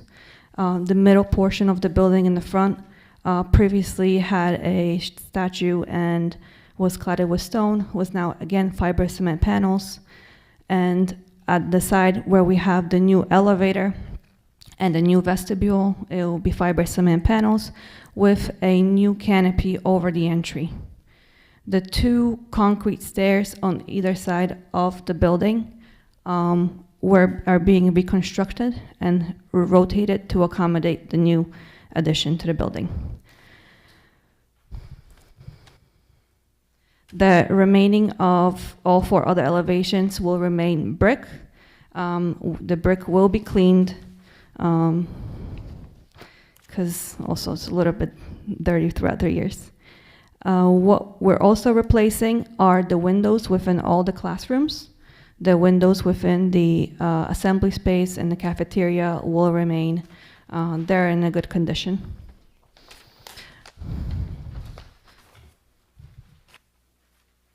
What you will also see here is the rooftop units, which I mentioned previously. I know that was one of the concerns. I do have an exhibit, which I'd like to present in just 1 second, but I'll go back to the height of the elevator, which was also noted as being too high. The allowed building, the height is 35 feet, while the elevator bulkhead is at 36 feet. We don't have an issue with lowering it, so therefore we'll be complying with the 35-foot high requirement.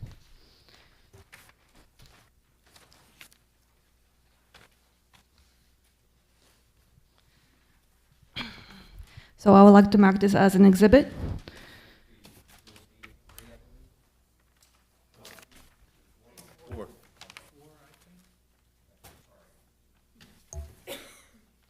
What we're illustrating here is, again, the front elevation, noting these high rooftop units. What we dashed in red are the heights of the existing rooftop units. As I mentioned before, the new are replacing the old. What you see on the bottom here, along with the key plan, here we have South Sprinkling Avenue and some of the shots from Google Street View showing the building. And as you can see, the existing mechanical equipment at the roof level is not visible.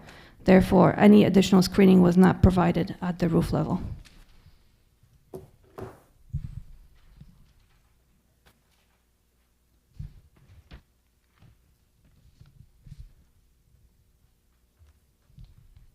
I'm going to go back to the front elevation. I am now looking at SD 200. I would like to talk about the new sign we are proposing for the front of the building. The sign is 21 feet 1 inch long and max at 5 feet in height.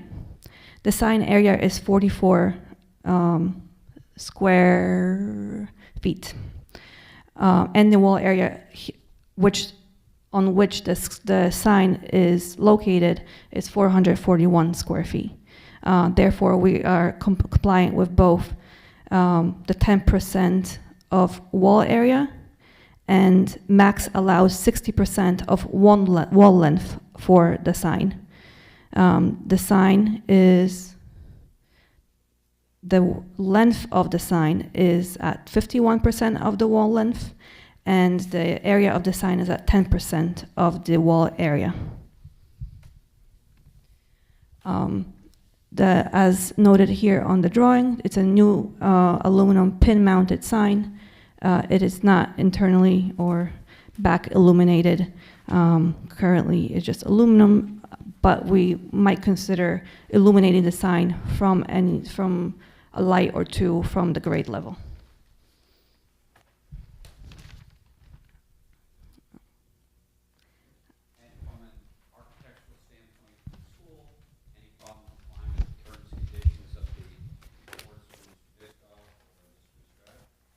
No.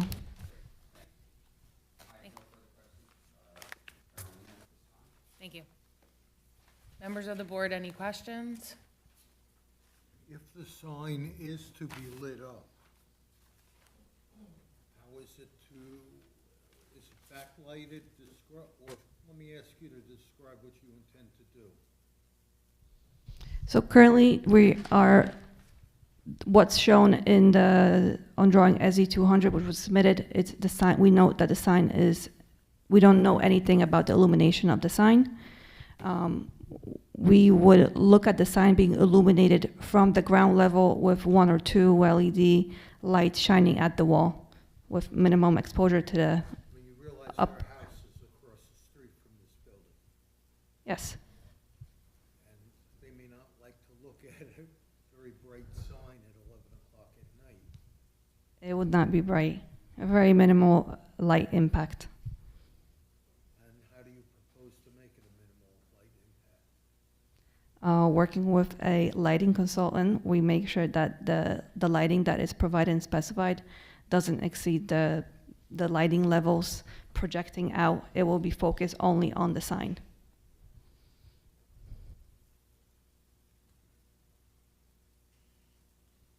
Yeah, I have several questions for you.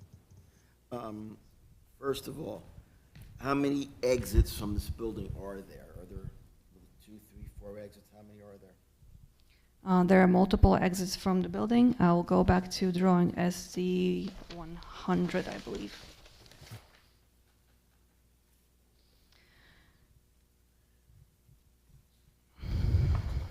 SD 101, which is the first level. In terms of exiting, we have exit on all sides. North of the building, we have a stair here at the end of the corridor. That leads outside? That's correct, to the sidewalk. What, where is that again? Right here, we have the door, a vestibule, and a door out. You're on SD what? SD 101, which is the first floor. Right.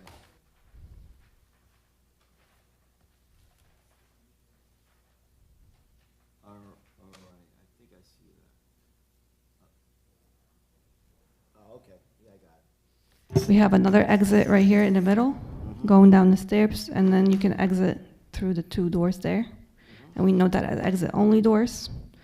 We also have an exit to the other side of the building, which is south.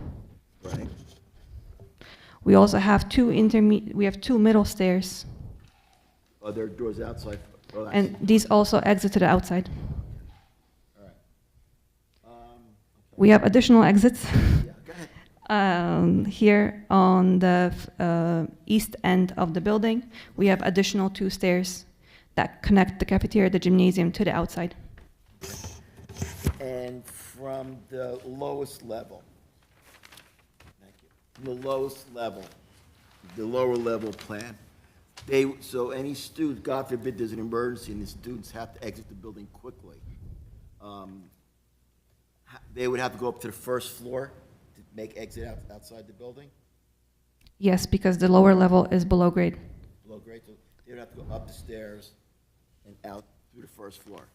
That's correct. And then when you're on the first floor, you actually have to walk down the stairs to get to the sidewalk level.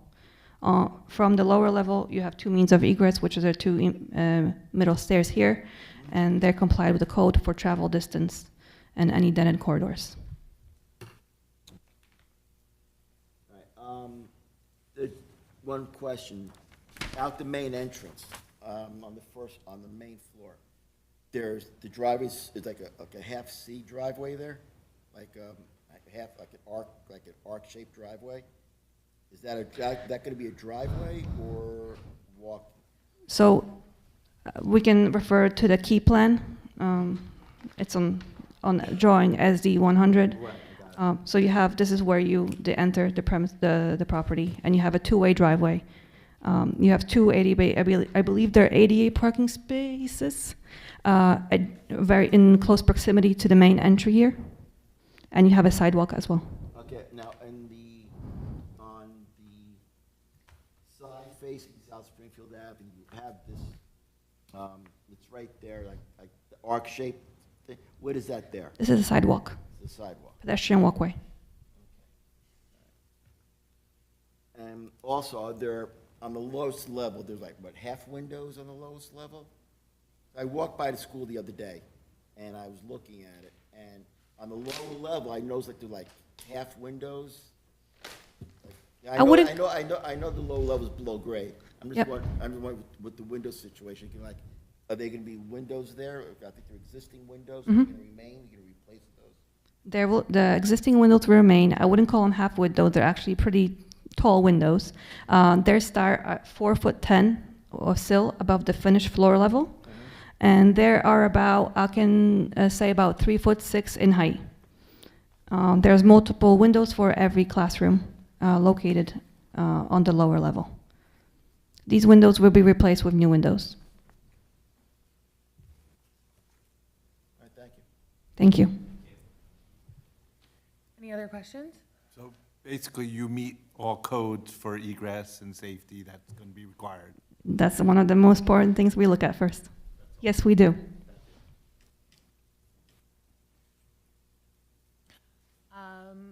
Mr. Disco, Mr. Mastretta, any questions? My only comment, there was the height issue, you said you can make 35. I don't think it was meant to, you have to be at 35 feet if there's a structural or a reason for it. If you can accommodate the 35-foot maximum, that's great. So after I read the comment and we double-checked the height requirements for the elevator manufacturer, we are over that, so there's no issue lowering it. The only reason why we had it at that level was because we do have that main parapet at the same height. We were just trying to match it aesthetically. So I just offered, I mean, again, if they have to go to 36, I don't think it's the end of the world, but I'm just asking for the confirmation, and I heard it. And is that a variance for go to 36, or is it? Yeah.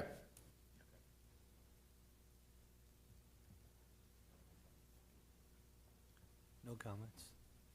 Thank you. I just want to be clear here. The drawings are going to be changed to make it 35 feet? Is that? Okay, thank you.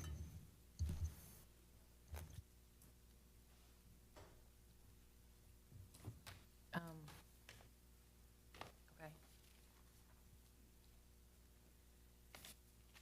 Any members of the public have any questions for this witness? None. Thank you very much for your time. Thank you very much.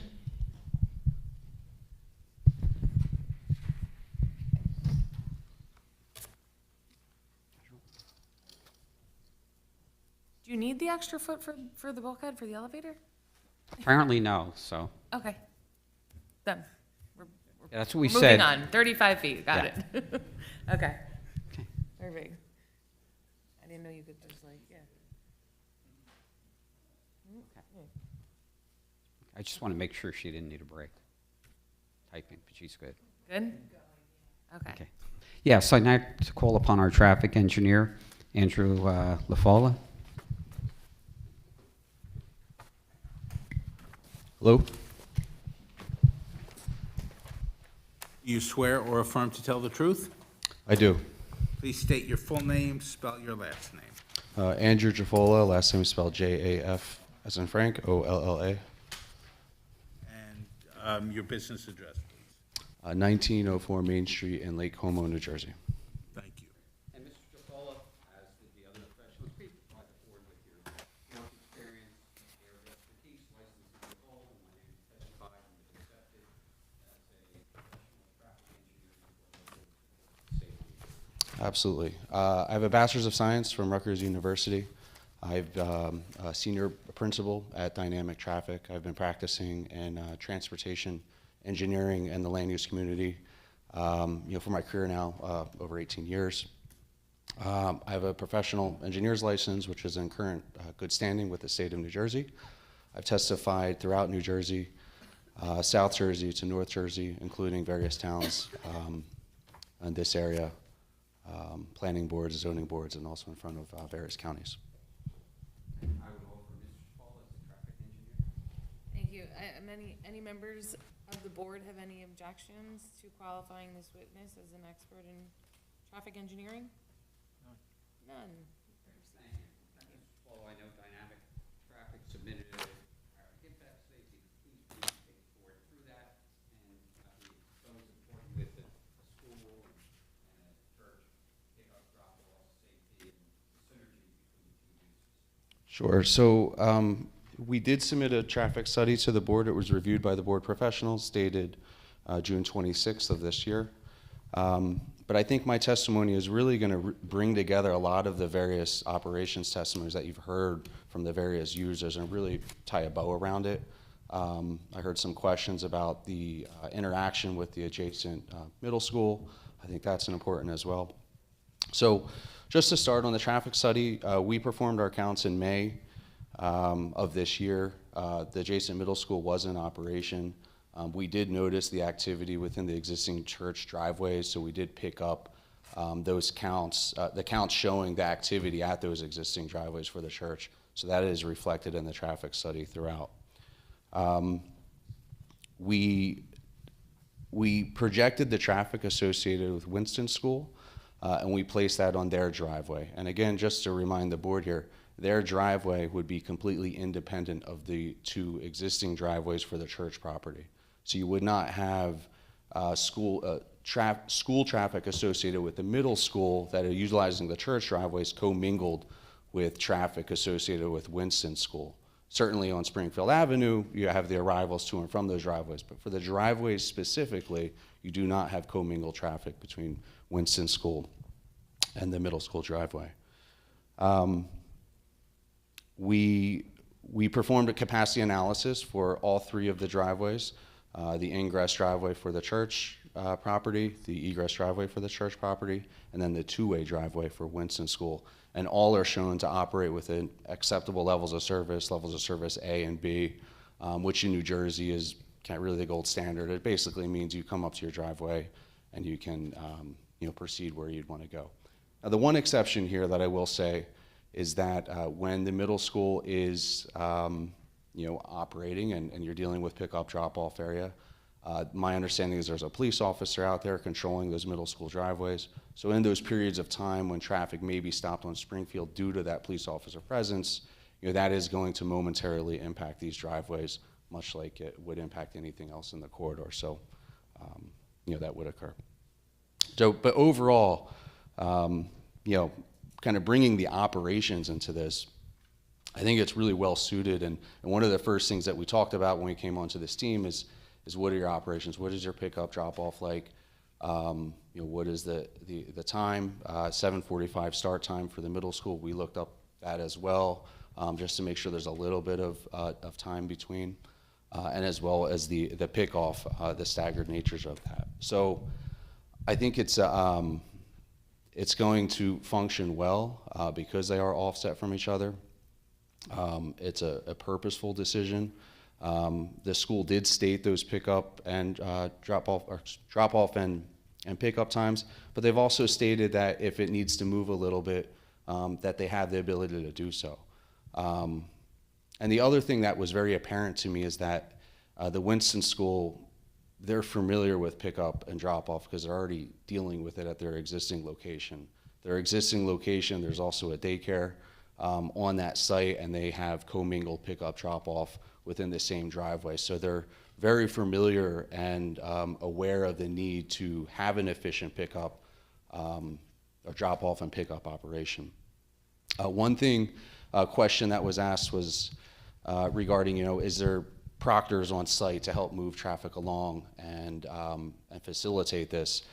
And I think one thing I don't want to lose in the distinction, the fact that there's a staff member opening up the car door when someone drives up and ushering that student out of the vehicle. Just as a parent, if I go to my middle school, my son has to open up the door and he's got to fiddle with his backpack and he's slower. But when there's that teacher every once in a while that comes up and opens up that door, my son gives that teacher immediate attention and pops out of the door and gets going. So I just wanted to point that out as something that does help to move things along when you have someone who's there opening up the car, moving things through. As for deliveries, I'm just gonna kind of touch on it briefly because I think it was deferred to me as the traffic engineer, but I think you've heard it very clearly. These are UPS and Amazon deliveries. We do not have any large trucks. And I think there were very good questions about, trying to hone in, is there cooking that's happening on site where you'd have the large tractor trailers coming to deliver food to a kitchen that is cooking day in and day out. And you've heard from their operations that is not the case, and you would not have those types of vehicles. So here we're looking at UPS and Amazon type deliveries. One other thing I wanted to put into context is just the size of this school, because I'm sure you're all familiar with the pickup drop-off looks like for the adjacent middle school. Just, I didn't verify this, but doing a quick Google search, it looks like the middle school has an enrollment around 500 students, whereas this school, you heard the enrollment around 100. It's a significant, difference. So I don't want the board thinking that that pickup drop-off operation is what you're going to see at Winston School. It's substantially smaller operation. As for parking, I think you've heard it, but I'll just summarize it again. The Winston School has parking. It does comply with the ordinance, and they will have self-contained parking that will service the demand for the school, except for those special days. I believe it was Fall Fest and the kickoff barbecue.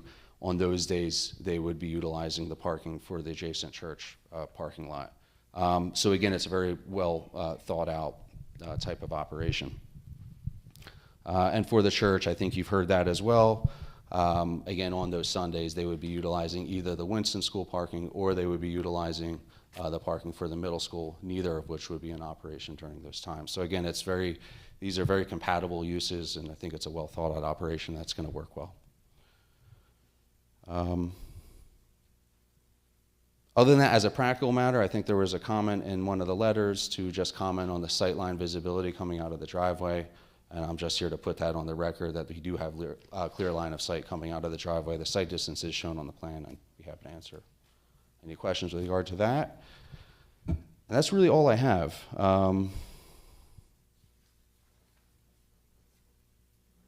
If the board has any questions, I'd be happy to answer. Can you tell me when the traffic studies were conducted? Sure, it was May 6th of this year, or Thursday, May 6th of this year. We took our counts from 7 to 9 a.m. and 1:30 p.m. to 6 p.m. Just the one day? Just the one day, that's correct.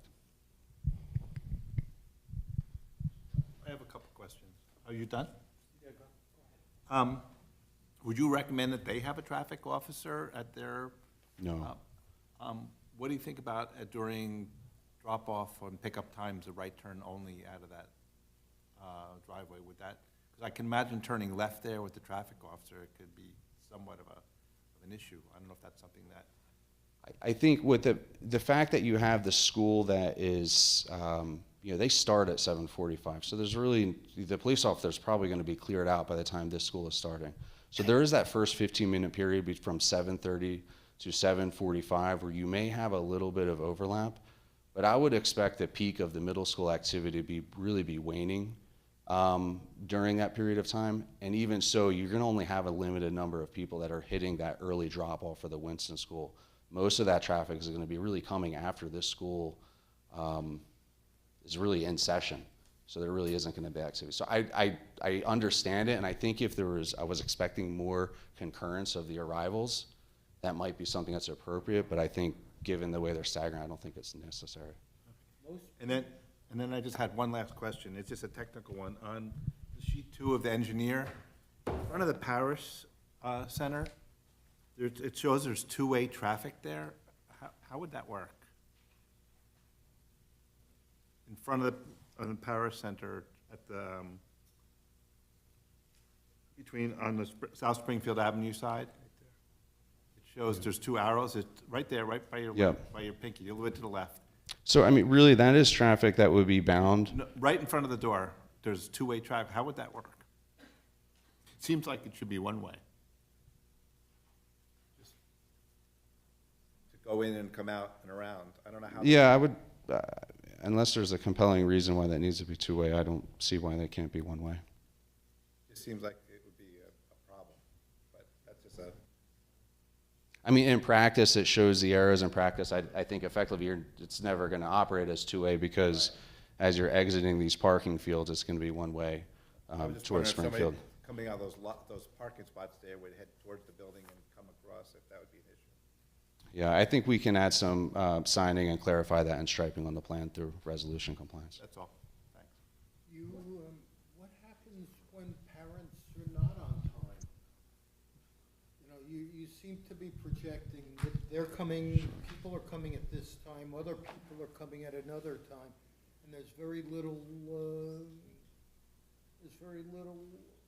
room for people running late or people running slower. Well, if they're How do you propose to deal with that? Well, if they're running late, from an operations perspective, as far as overlap with the middle school, it wouldn't be an issue at all. But again, because you're moving further away from when the middle school started its operation. How so? Because the middle school starts at 7:45 a.m. So if a parent is running late, they would be getting there after 8 to 8:10 in the morning. So I mean, if you're referring to the middle school arriving later than 7:40. Just asking in general, my experience with kids is that nothing seems to work according to the parents' timetable. Have you met my children? Yes, I agree. Maybe I have met you. Listen, Seriously, there's gotta be some gaps in there that have to be there's accommodated. there's always going to be people that are running late, and as you have an early arrival at 7:30, I would call those people early. There's always going to be a certain amount of people that are running late or early when they're arriving to anything. When you have a population of 90 and 500 people, I would expect that that's going to normalize, and you're going to have the same general distribution on the arrival coming across. Because on one morning, one parent might be late, the next morning they're on time, and there's another parent that's running late. But by and large, that does not make up the bulk of the students here, or the arrivals, or the traffic. So I don't think we should be planning on that. I don't disagree that it's going to happen. I just don't think that it's something that rises to the level that's going to create issues. On average, what is the population at the Winston School that is arriving for 7:30? Is it 50% of them, or?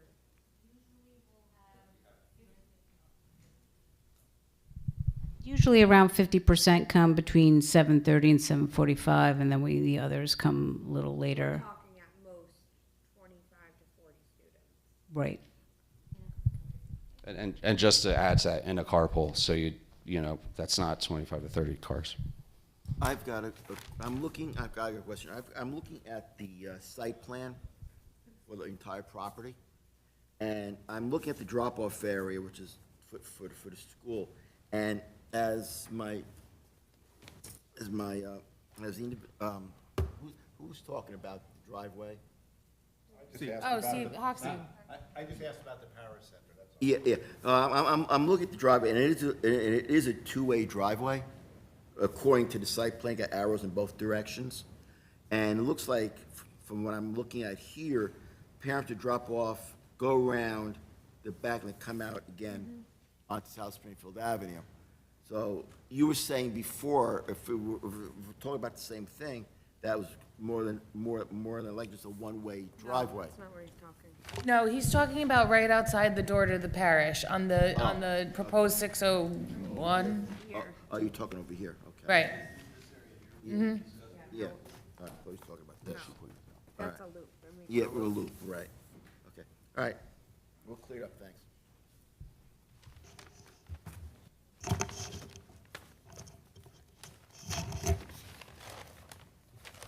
Any other questions from the board? None. Mr. Disco? I really don't have any major traffic concerns. It's less students than what was historically there. The analysis, I made 6 comments on, you can read it.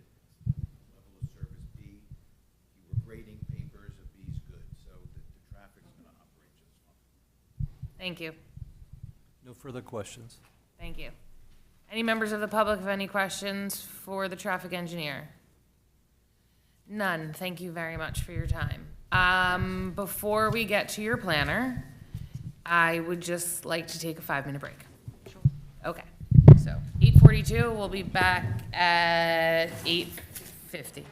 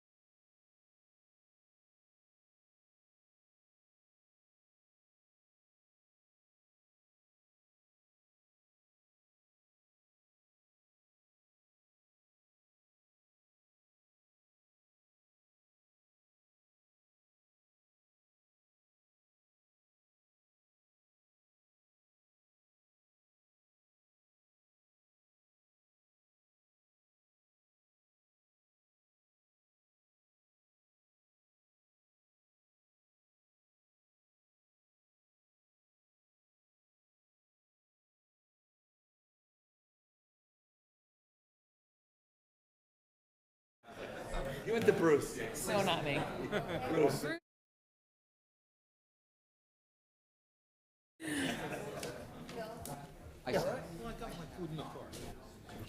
Yeah.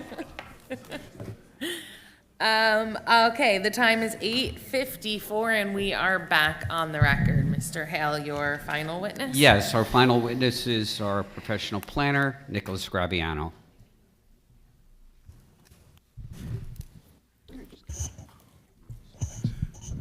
Please raise your right hand. Do you swear or affirm to tell the truth? I do. Please state your full name, spell your last name, give us your business address. Yes, my first name is Nicholas with an H, last name Graviano, G-R-A, V as in Victor, I-A-N-O. I am a planner and partner with Graviano and Gillis, architects and planners, with a business address of 101 Crawford's Corner Road in Holmdel, New Jersey. Thank you. And Mr. Graviano, as the other experts did, please provide the board with your credentials, area of expertise, licenses, and whether you've been accepted before the boards or courts of the state of New Jersey.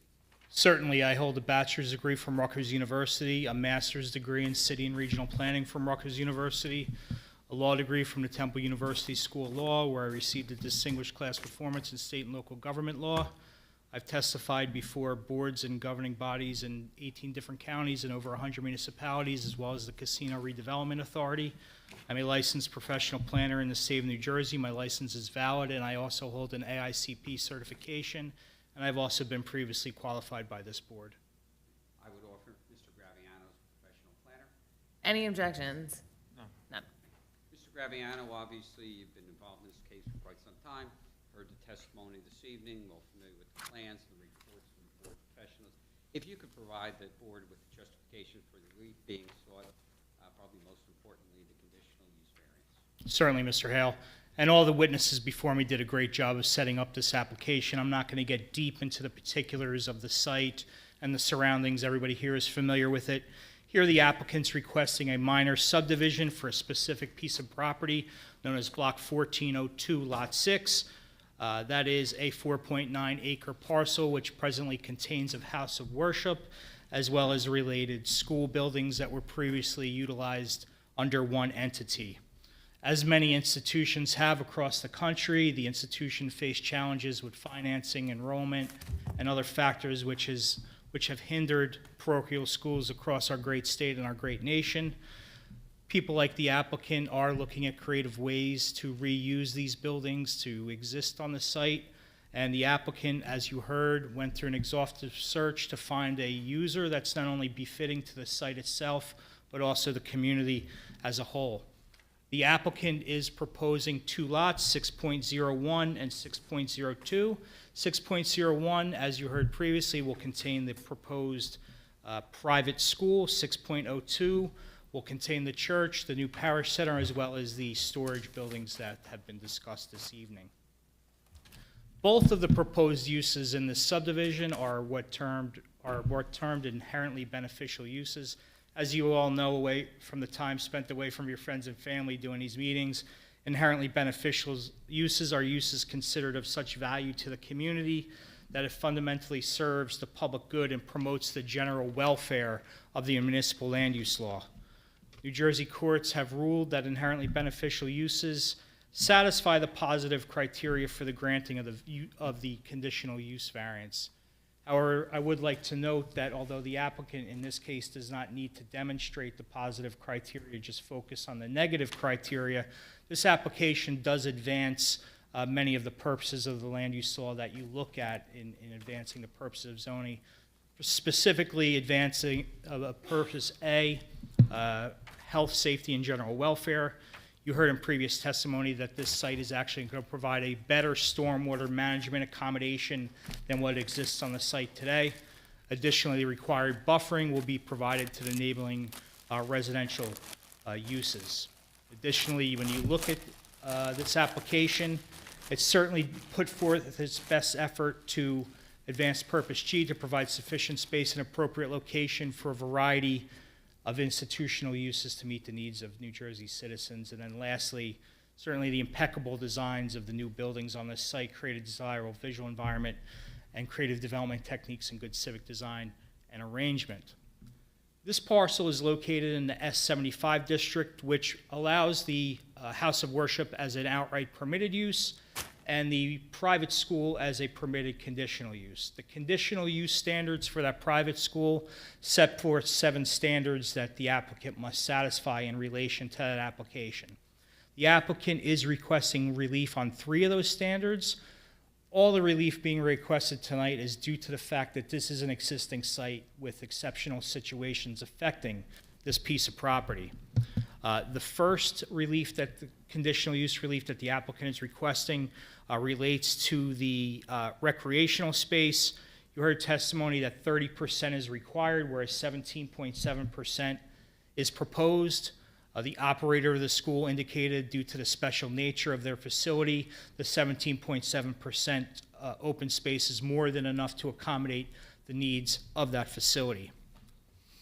Secondly, the school must have a minimum lot size of 3 acres. The applicant is proposing 2.53 acres. The subdivision line was chosen to, one, give each separate site the required off-street parking and other related uses that are needed to operate as an independent facility. The placement of the buildings exists today, so there was really no rational way to get 3.0 acres on the private school site. I think you've heard through the engineering testimony, the traffic engineering testimony, and the architectural testimony that these sites function as intended, withstanding the fact that it's 0.47 acres smaller than it needs to be by ordinance. Lastly, the conditional use requirements required that 15% of the unencumbered lot area be set aside for open space. Due to the fact that the applicant's parcel is in an encumbered area by the waterway, part of the recreational area is in a flood zone, although it's not underwater, and it's perfectly fine grass to be utilized for the students of the facility. So those are the 3 conditional use standards being requested for variances this evening. There is no substantial impairment to the zone plan with the granting of these variances, and there's no substantial impairment to the master plan, nor is there a substantial impairment to the public good. As you heard previously, this is an application that only creates an additional 445 square feet of impervious coverage, which is minuscule on a site like this. And additionally, the insertion of modern stormwater techniques certainly makes this proposal a better situation for the surrounding community than exists today. The applicant does also need some C variance relief. The minimum total of both side yards shall be 20% of lot width. The 26% of lot width is not met on proposed 6.01. Additionally, the applicant is requesting variance for maximum lot coverage. 27% is required. That's typically a standard that you have for residential dwellings, not for institutional uses, houses of worship, and private and parochial schools. The applicant is requesting 40.34% on proposed lot 6.01 and 63.85% on proposed lot 6.02. Lastly, you heard the parking variance required for the house of worship. 101 off-street parking spaces are proposed, whereas 153 are required by ordinance. We've gone in great detail about the synergy between the 2 uses. You've heard traffic testimony that the proposed off-street parking can meet the needs of not only the house of worship, but for the school facility as well. In terms of the C variances certainly could be granted under the C2 criteria, whereas strict application of the zoning ordinance would create the impervious coverage variances can be granted under the C1 criteria, whereas strict application of the zoning ordinance of the municipality would create an undue hardship. This is an exceptional situation affecting this specific piece of property. These impervious surfaces exist today, and they're going to be proposed with the new application. The impervious coverage variance can certainly be granted without substantial impairment to the zone plan or zoning ordinance. The parking variance could be granted under the C2 criteria, whereas hardship need not be demonstrated. What must be demonstrated that it relates to a specific piece of property. Here you have an existing and developed piece of property with a house of worship and a school building. This proposal certainly advances purposes A, G, and I of the municipal land use law, and that parking variance could also be granted without substantial impairment to the zone plan or zoning ordinance. Thank you, Mr. Graviano. Thank you. No further questions at this time? Any questions from members of the board for Mr. Graviano? None. Mr. Mastretta? No further questions. Yeah. Okay. Thank you. Oh, members of the public, I'm sorry. Is there any member of the public that has any questions for Mr. Graviano? Seeing none. Excellent. Thank you, board. Madam Chair, we have no further witnesses at this time, and I'll defer. I have a question. I don't know, maybe Sure. it's the architect, but for the school, I know that the principal, I think it was, indicated that they would max out at 105 students. But based on the code and what is being proposed in the building, how many students could the school actually accommodate? Do we have that? Where's?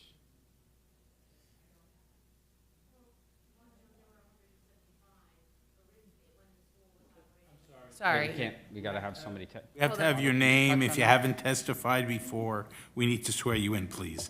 Father, can you cover that? Okay, Yeah. wait, Mr. Disco? Yeah, there was earlier testimony that the previous school, when it was a St. James school, had a maximum of 175 students. So separating whether it was special needs or not, you could have, theoretically in that building, 175 students that weren't special needs kids that may need different space requirements.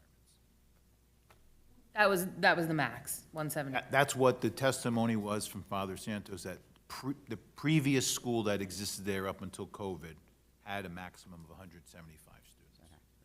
Okay.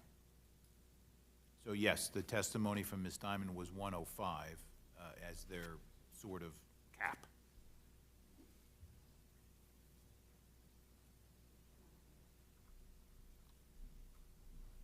Ms. Diamond will come up just to clarify. So just to clarify the needs of our students, in terms of special needs, they don't need equipment or to function. So I guess maybe a better question would be is, based on the redesign of the school, being the interior design, what could you anticipate how many students you could actually handle in the new space? How many additional students could you bring on if more people were interested in, now that you have a new location and better facilities, maybe more people would be inclined to want to attend your school?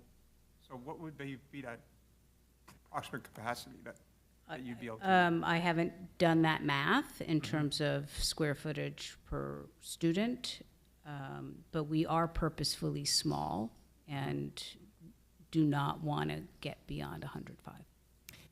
If you had 175, as the testimony was, how many employees would you then need? Would it remain at the 36? No, Okay. no. I would need, if you notice, with 97 students, we have 35 personnel, plus additional part-time staff, so that's a relatively 1-to-3 ratio of personnel to students. So would that increase the parking demand if they were to max out the building? If you had 175 students, the staffing would increase proportionally. Right. So I think you're limited by what the parking would dictate, because there's no on-street parking on South Springfield. Can you tell me what the teacher-staff ratio is? So we have 22 teaching staff for the 97 students. So it's about a 1-to-4, 1-to-4.5? Yeah, in terms of teaching faculty, correct. 175. And But we have and your administrative staff on top of that would be, what do you have now? So the other are an SLP, an OT, we have a counselor on staff, we had administrators, myself, admission director, advancement director. We have somebody who runs our Winston Center for Learning. I have an executive assistant, we have a nurse, that sort of comprises the other staff. All right, I kind of lost count. What was that? What? So you're at 36 and 49 spaces are proposed? Right. Yes. Okay.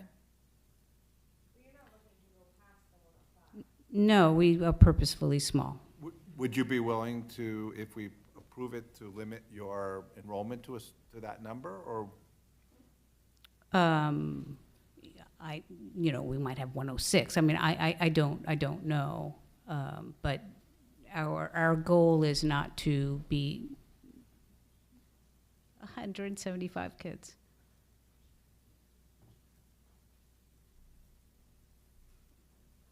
Your concern is the parking, correct?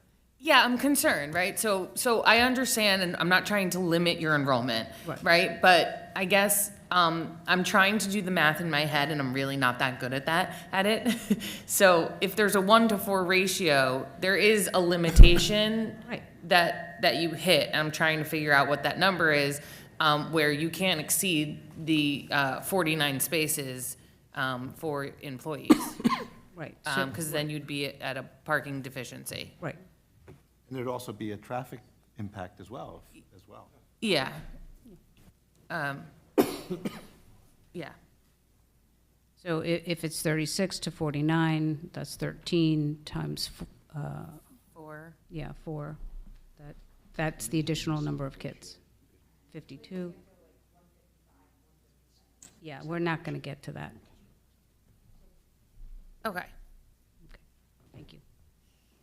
And I guess perhaps, Josephine, do we want to build in a little flexibility so if there's. Put a cap above the 105, but that you're comfortable with, that, they'd have to come back to this board. Okay. At most, yeah, 125. Like 125 or Yeah, 130, something 125. like that, it's probably. That works. Okay. It's protected. Yeah. Perfect. What number? 125. And again, just to be clear, that's what's being granted today. If the school feels the need that they want to expand, they certainly can come back for the board and request a change in that number. At 125, would the traffic studies be, would they have to be revised?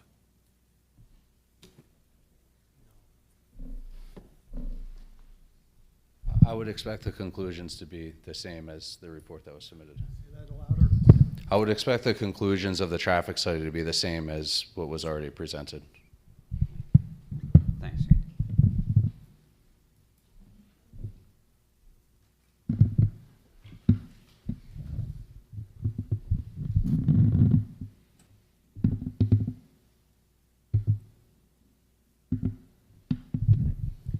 And I guess the other thing is that with the parish, and I don't know, I guess because the full entirety of the application is before this board, we do have jurisdiction to do this, but the use is not really on the parish. But I'm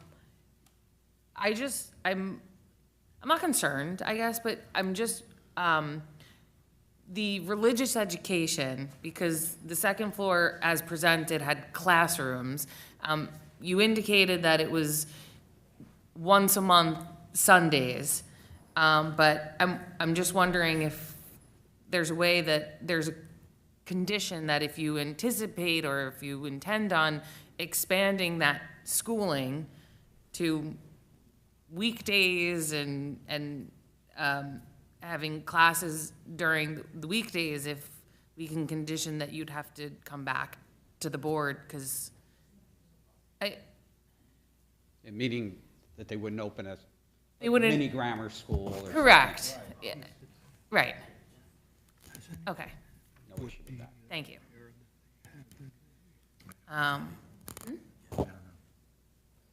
Yes, they're not going to. They would have to come back. Right. Just so I'm clear, the condition is that they will not hold school during the week, is that? Yeah, I guess that's what it is, schooling during the week. Father, just, I think there is, it's not explained, through the weekday with that is at the evening, it's. So we would continue to do what we're doing now. Clarify it again. So for religious education, so for example, before I came to, when I came to St. James, we had a hybrid model. So we would have religious education on Tuesdays in the school, and then a family faith formation program that operated once a month, where the families would gather in the school building and then be separated into the classrooms. And then we moved to a full family faith formation program, which doesn't operate during the week, but we do have other programs that do, in terms of like confirmation, small groups. So there are other programs that come that are scheduled for during the week. So So I think what I'm saying though is if you have those religious classes again on Tuesdays at 3:00, then you have traffic coming in and out for dropping off for that purpose, and you have the school exiting right next to you where they're utilizing your driveway as well. Sure. And then you have the exiting at the Winston School. So I think I'm trying to make sure that it's not expanded to the point where it will have a negative impact on that time of day. Mm-hmm. So I'm not sure how to deal with that, but. What are the I'm sorry. What? Yeah, what are the existing hours for those, for like confirmation? So the current programs that we have for confirmation, which is 7th and 8th grade students, approximately 50 students now, and it's on Tuesday evening for about an hour and a half, 7 to 8:30. So it's in the evening. It wouldn't be, so I see your point. It wouldn't be immediately after school.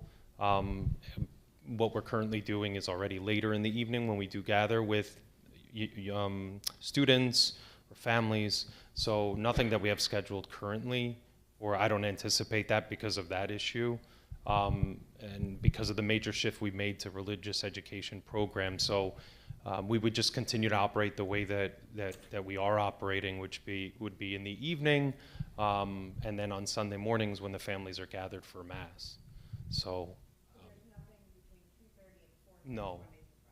Okay, There so hasn't been. That's what we're trying to limit. Yeah. I'm not trying to limit, I guess it's, if you anticipate it, we'd have to come back and look at how that would impact the site. Sure. Do you have any projects, like you used to have with the fair the first or second week in May? We have a parish festival that's Columbus Day week. So it's the Tuesday to Saturday. And what does that do to the, to either use, what space is utilized and what kind of traffic does that generate? So it doesn't generate traffic in that area because we've always requested to have that street closed at 6 p.m. So during the day it's open. School hours. And the school operates the way you've testified? The middle school? Yes. The Winston School would operate in conjunction Yes. with your operation as you and your colleagues have testified? Correct. Yeah, when we had the school in operation, we organized the festival the way that we do now, and that's why we chose that time so that the school can still be in operation even while the parking lot is occupied with, rides and vendors. There's less room now than there was when, I mean, you do have less room now, or will if this proposal goes through?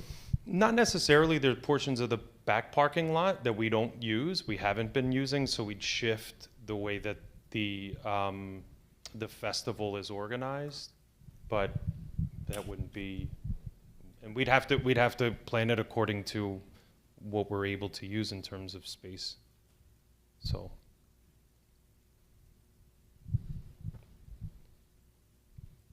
Thank you. Thank you.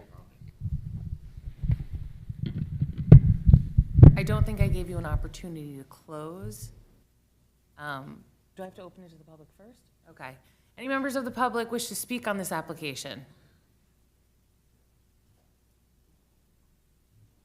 None. Well, thank you, Madam Chair. I'll be brief in my closing. I said I should have Father do it much better than I, but again, I think this is a great application, a great adaptive reuse of the school building for the school, for the Winston School. As you see in the testimony, Father gave a great description of the church operation and the proposed parish center. Ms. Diamond gave a great explanation as to the operation of the Winston School. Great to see them come from Short Hills and buy a piece of property and locate in Springfield. They could bring something to the school. All of the professionals, engineer, architect, planning, did a great job justifying the relief sought in connection with this application. And again, I think the synergy between the uses is great. And when we looked at, and been working on this for quite some time, what use could come to this building, and this is perhaps the best that possibly we could envision here for not only the site, for the school, for the church, but for Springfield itself. So we appreciate, and again, I want to thank the board professionals and obviously Jen and the board for its time and the support of the public and the questions of the public, and look forward to the board granting this application. So thank you. Thank you. Members of the board, any?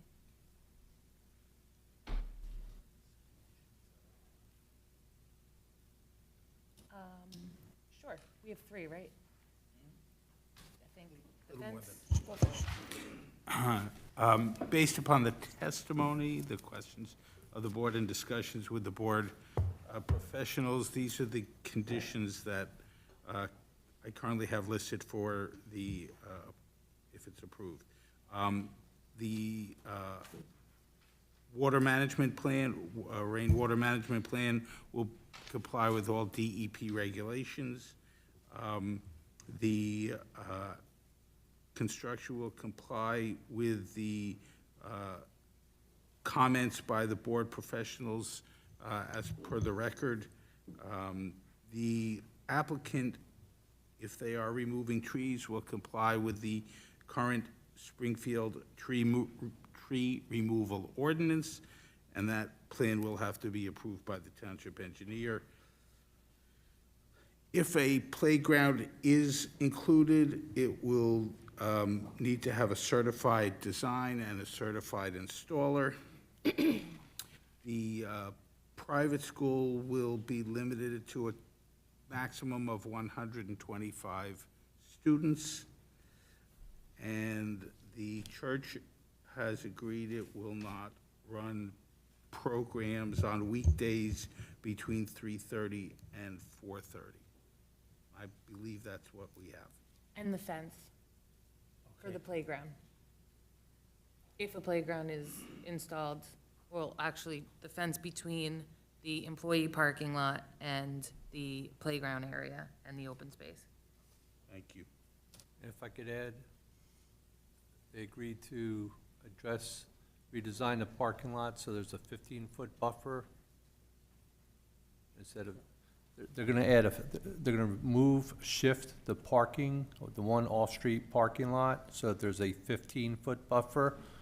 And there's testimony that there's going to be a 15-foot buffer also between the playground area and the rear of the residential homes. And you added that they're going to provide the fence, right? Yes. And there's no need for the 35-foot height variance on the Winston School. There's no need for the front yard setback, and they're gonna provide the one additional architectural drawing that was not in the packet. Do we mark it? I think we marked it. Yeah, we did We marked it. I think it's A4 or 5. And I think they're also gonna provide a landscape plan, correct? Yeah, they agree. That's one of the comments in our reports, and they're gonna address the comments in both of the professional reports, which included the comment about the landscape architect plan and so forth.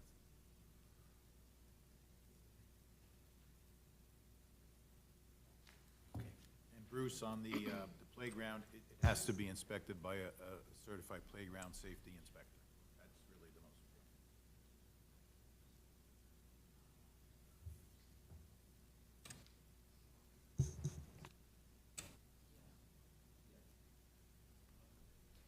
Yeah. Father just brought up, with the limitation on the school, if it's for the religious, if it's in the summer and Winston isn't operating, as long as it doesn't conflict with Winston, because they may want to do, let's say, a religious summer program when Yeah, schools are closed. this is September to June. We're talking about the school year, so we'll add that in.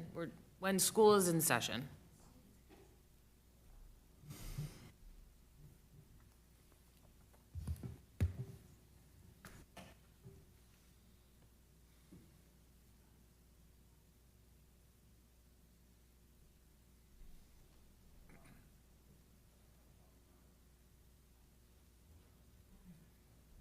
I just heard from Winston that if we could make that number 130 for I'm fine with 130. At a 1-to-4 ratio, we had 52. We got up to 150. I'm honestly,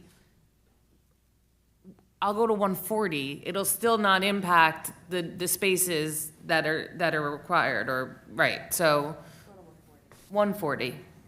Thank you.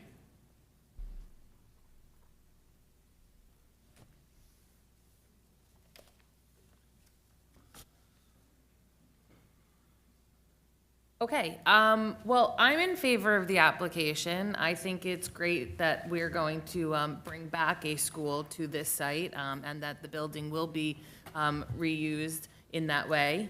I think that the planning proofs that were put on the record are satisfactory in order to grant everything that is being asked, the relief that is being asked, including the conditional use and the C variances. So I would be in favor of this application with all of the conditions that we are just stated on the record. And if anyone is in agreement and would like to make a motion, Motion approved. Second. Okay.